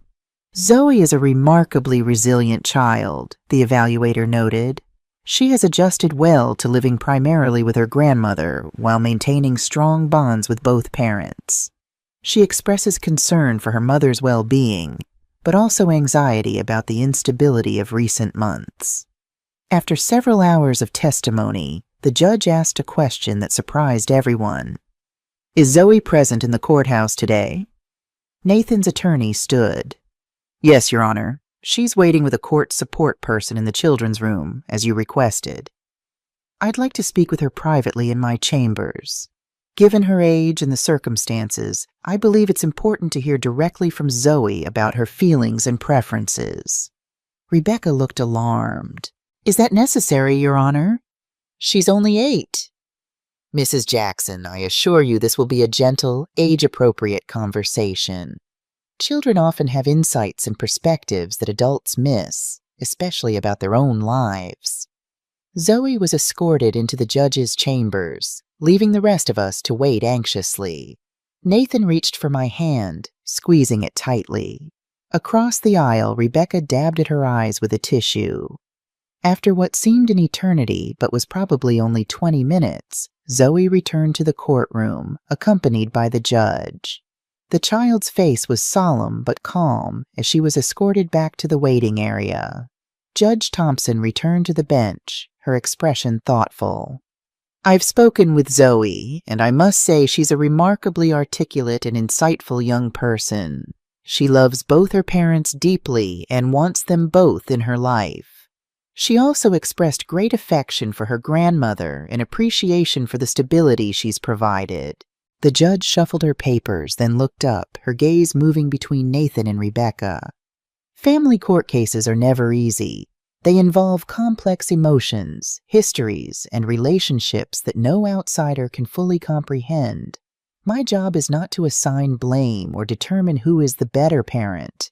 It's to establish an arrangement that serves the best interests of the child, she continued. In this case, I believe Zoe's best interests are served by stability, continuity, and regular contact with both parents in a safe, structured environment. Mrs. Jackson, while I commend your commitment to treatment, your condition requires ongoing management and monitoring. Mr. Jackson, your willingness to adjust your work priorities is notable, but I remain concerned about the long-term sustainability of those changes. The judge's voice was firm as she delivered her ruling. Therefore, I am granting primary physical custody to Mr. Jackson with Mrs. C. Jackson having regular visitation, initially supervised by a court-appointed monitor, transitioning to unsupervised day visits after 3 months of stable compliance with treatment, and overnight visits after 6 months, contingent on continued medical approval. Rebecca made a small sound of distress, quickly stifled. Nathan's grip on my hand tightened. Additionally, the judge continued, I am formally recognizing Evelyn Jackson's role as a secondary caregiver, with legal authorization to participate in educational and medical decisions regarding Zoe. The stability and support she has provided during this crisis has been invaluable, and I believe her continued involvement is in Zoe's best interest. I felt a surge of emotion, gratitude, validation, love for my granddaughter. The judge's recognition of my role was more meaningful than she could possibly know. This arrangement will be reviewed in 6 months to assess Mrs. Jackson's progress in Zoe's adjustment. Are there any questions? Rebecca's attorney stood. Your Honor, my client is concerned about the supervised visitation requirement. It seems punitive given her voluntary commitment to treatment. It's not punitive, Ms. Mercer, it's protective. For Zoe and for Mrs. Jackson. Bipolar disorder, when properly managed, doesn't preclude effective parenting. But consistency and stability are crucial during these early stages of treatment. The supervision requirement will be reassessed in 3 months, as I've stated. After a few more procedural matters, the hearing was concluded. Outside the courtroom, Rebecca approached us, her expression a mixture of resignation and determination. I want you both to know that I'm committed to getting better, to being the mother Zoe deserves. I understand why the judge ruled as she did, even if it's painful. Nathan nodded. I believe you, Rebecca, and I want you to be well, not just for Zoe's sake, but for your own. She turned to me, her eyes meeting mine directly for perhaps the first time in our relationship. Evelyn, I owe you an apology. For years I resented you, saw you as competition for Nathan and Zoe's affection. I was wrong. The way you've cared for Zoe during all this, thank you. The sincere apology caught me off guard. You're welcome, Rebecca. I've only ever wanted what's best for Zoe, and that includes having her mother healthy and present in her life. She nodded, blinking back tears. I'm working on it, every day. She hesitated, then added, Nathan told me about what he said to you, about the nursing home. I want you to know that wasn't my idea. I never would have suggested that. I believe you, I said softly. We've all made mistakes, said things we regret. What matters is what we do now, going forward. As Rebecca walked away with her attorney, James approached, having waited patiently at a distance during our conversation. How did it go? He asked, his gentle hand on my shoulder a comfort I hadn't known I needed. Better than expected. The judge was fair, thoughtful. Zoe will stay primarily with Nathan, with supervised visits with Rebecca for now. And, I added with a small smile, the judge formally recognized me as a secondary caregiver. James squeezed my shoulder. That's wonderful, Evelyn. You've been extraordinary through all of this. Strong, compassionate, wise. Nathan, who had been speaking with his lawyer, rejoined us. Mom, I can't thank you enough for everything. Without you, I don't know how Zoe and I would have gotten through these past months. That's what family does, Nathan. We support each other through hard times. I know, but not everyone would have stepped up the way you did, especially after... He trailed off, still unable to directly reference his cruel words about the nursing home. Water under the bridge, I assured him. Though I have to admit, if you hadn't said those words, I might never have found the courage to leave, to discover who I am beyond being your mother and Zoe's grandmother. And I might never have learned what truly matters, Nathan replied. It took losing both you and Rebecca to wake me up, to make me see how I'd been living, all ambition and no heart. James cleared his throat. I hope I'm not intruding, but if you both are free, perhaps we could celebrate this positive outcome with lunch. I know a lovely little cafe just a few blocks from here. Nathan smiled at the formal invitation. I'd like that, Mr. Carter. And I believe Zoe would too. She's been asking when she can have another dance lesson with you. As we walked to Nathan's car to pick up Zoe from the court support person, I felt a profound sense of gratitude. 6 months ago, I had been devastated by Nathan's cruel suggestion, feeling worthless and invisible. Now I stood tall, a woman with purpose, with identity beyond my family roles, with new connections and possibilities I hadn't dreamed possible. The journey had been painful, filled with unexpected challenges and revelations. But as I watched Nathan chat amicably with James, as I anticipated Zoe's joy at seeing us all together, I knew that every step had been necessary. Every hurt had led to healing. Every loss had opened the door to new discoveries. I had stood up for myself when it mattered most, and in doing so, had helped my family find a healthier path forward. Not a perfect path.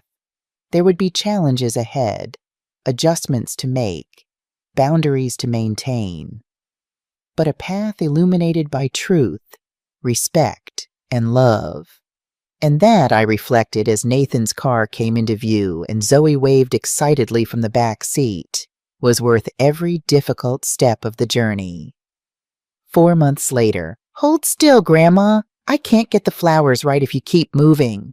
I obediently froze in place, trying not to smile as Zoe concentrated on arranging the small white blossoms in my silver hair. Today was my wedding day, a sentence I never thought I'd think again at 69 years of age. "There," Zoe declared triumphantly, stepping back to admire her handiwork. "You look beautiful, Grandma, like a queen." Dorothy, serving as my matron of honor, dabbed at her eyes.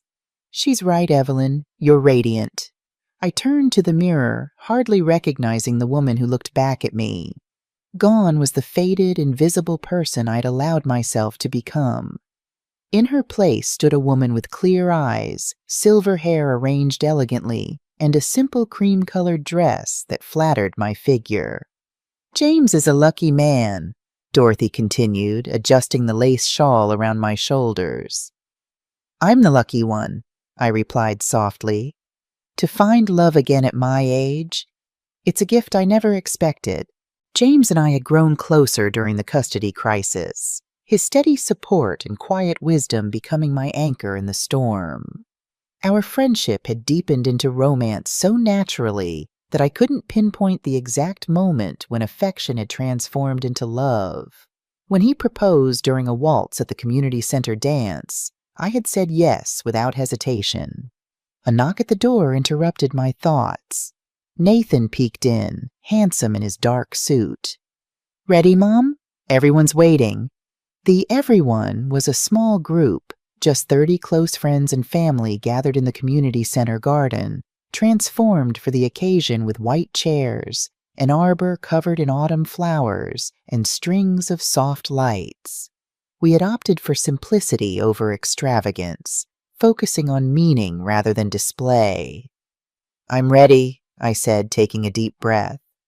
As Nathan offered his arm to escort me down the makeshift aisle, he whispered, "I'm so happy for you, Mom. James is a good man." "Thank you, Nathan. That means more than you know." The ceremony was brief, but meaningful.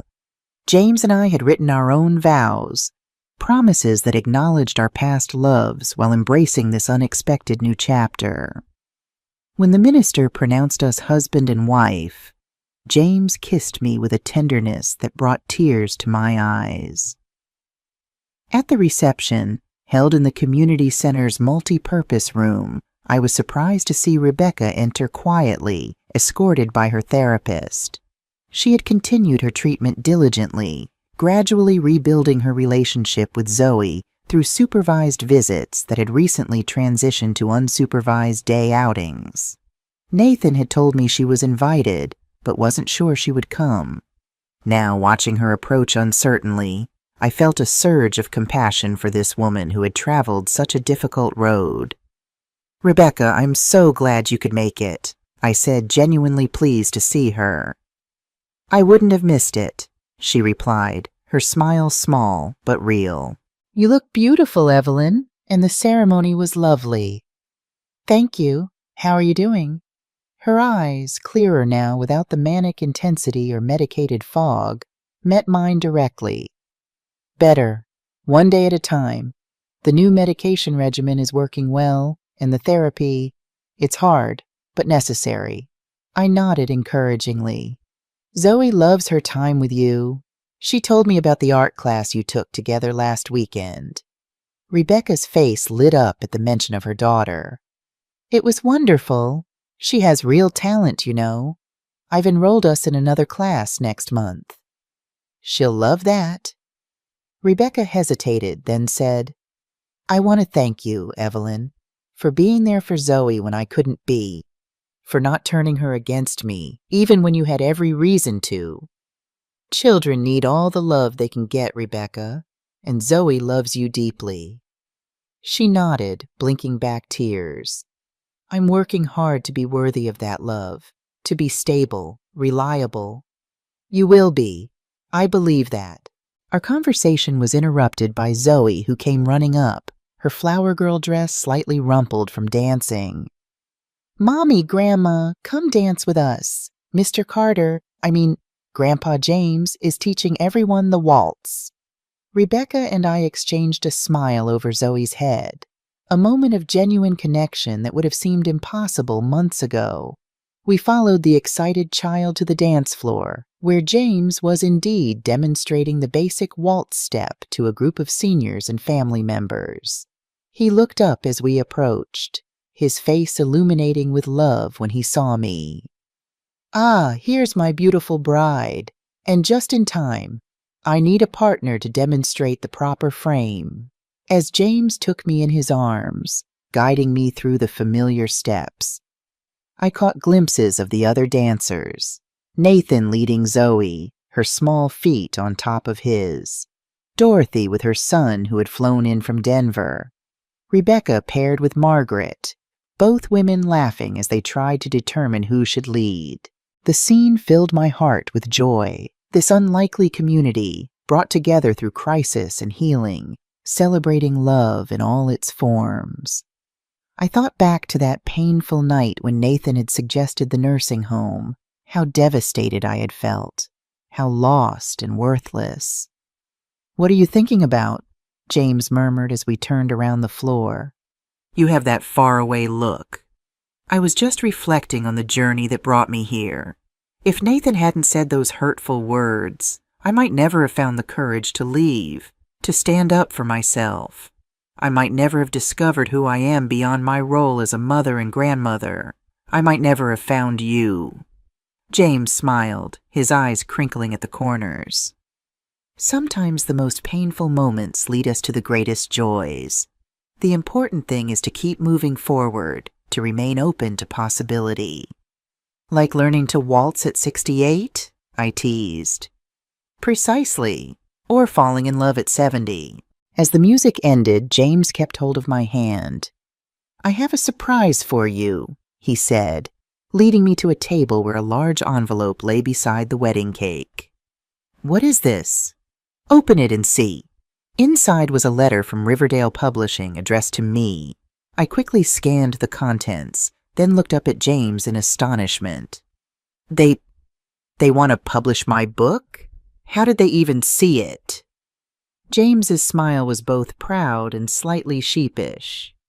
"I may have sent them the manuscript you've been working on, your story, your journey from that nursing home comment to finding yourself again. They were immediately interested. The editor says it's exactly the kind of inspiring memoir their readers love." I was speechless. The journal I had started keeping after leaving Nathan's home had gradually evolved into a more structured narrative. Writing had become therapeutic, a way to process my experiences and emotions. James had encouraged me to develop it further, but I never imagined it as a published book. "I hope you're not angry," James added when I remained silent. I know it was presumptuous, but I believed in your story, in its power to help others who might be facing similar challenges. Angry? No, I'm overwhelmed, honored, terrified, he chuckled. All perfectly normal reactions. You don't have to decide right away. The editor would like to meet with you next week to discuss the project in more detail. Nathan approached, curious about our intense conversation. When I showed him the letter, his eyes widened. Mom, that's amazing! Your own book. About standing up for oneself, no less, James added with a twinkle in his eye. The working title is If You Don't Want a Nursing Home, Stand Up. Nathan had the grace to look abashed, but he laughed. Well, I suppose I deserve to have my worst moment immortalized in print, though I hope you've included my redemption arc. Of course, I assured him. It's a story about growth and forgiveness, not blame. The reception continued into the evening, a joyful celebration of new beginnings and second chances. As James and I prepared to leave for our honeymoon, a 2-week cruise along the New England coast to see the fall foliage, Zoe presented us with a handmade card signed by everyone present. This is from all of us, she announced importantly, to thank you for teaching us that it's never too late to stand up and be strong. I hugged her tightly, this precious child who had been at the center of so much turmoil and healing. And thank you, sweet girl, for reminding me every day what truly matters in life. As James and I drove away, rice and flower petals still clinging to our clothes, I reflected on the extraordinary journey of the past year. From the painful words that had awakened me to the glorious reality of this moment, married to a kind, loving man, respected by my son, adored by my granddaughter, published author-to-be, teacher and mentor to others. Standing up for myself had not been easy. There had been fear, uncertainty, heartache along the way. But the rewards, oh, the rewards had been beyond anything I could have imagined. I never expected my life to begin again at 68, but that's exactly what happened when I found the courage to stand up for myself. Have you ever had to reinvent yourself later in life? What gave you the strength to make that change? Comment below with your stories and the city you're watching from. And if you enjoyed my journey, please like and subscribe for more inspiring stories of people who refuse to give up, no matter their age or circumstances.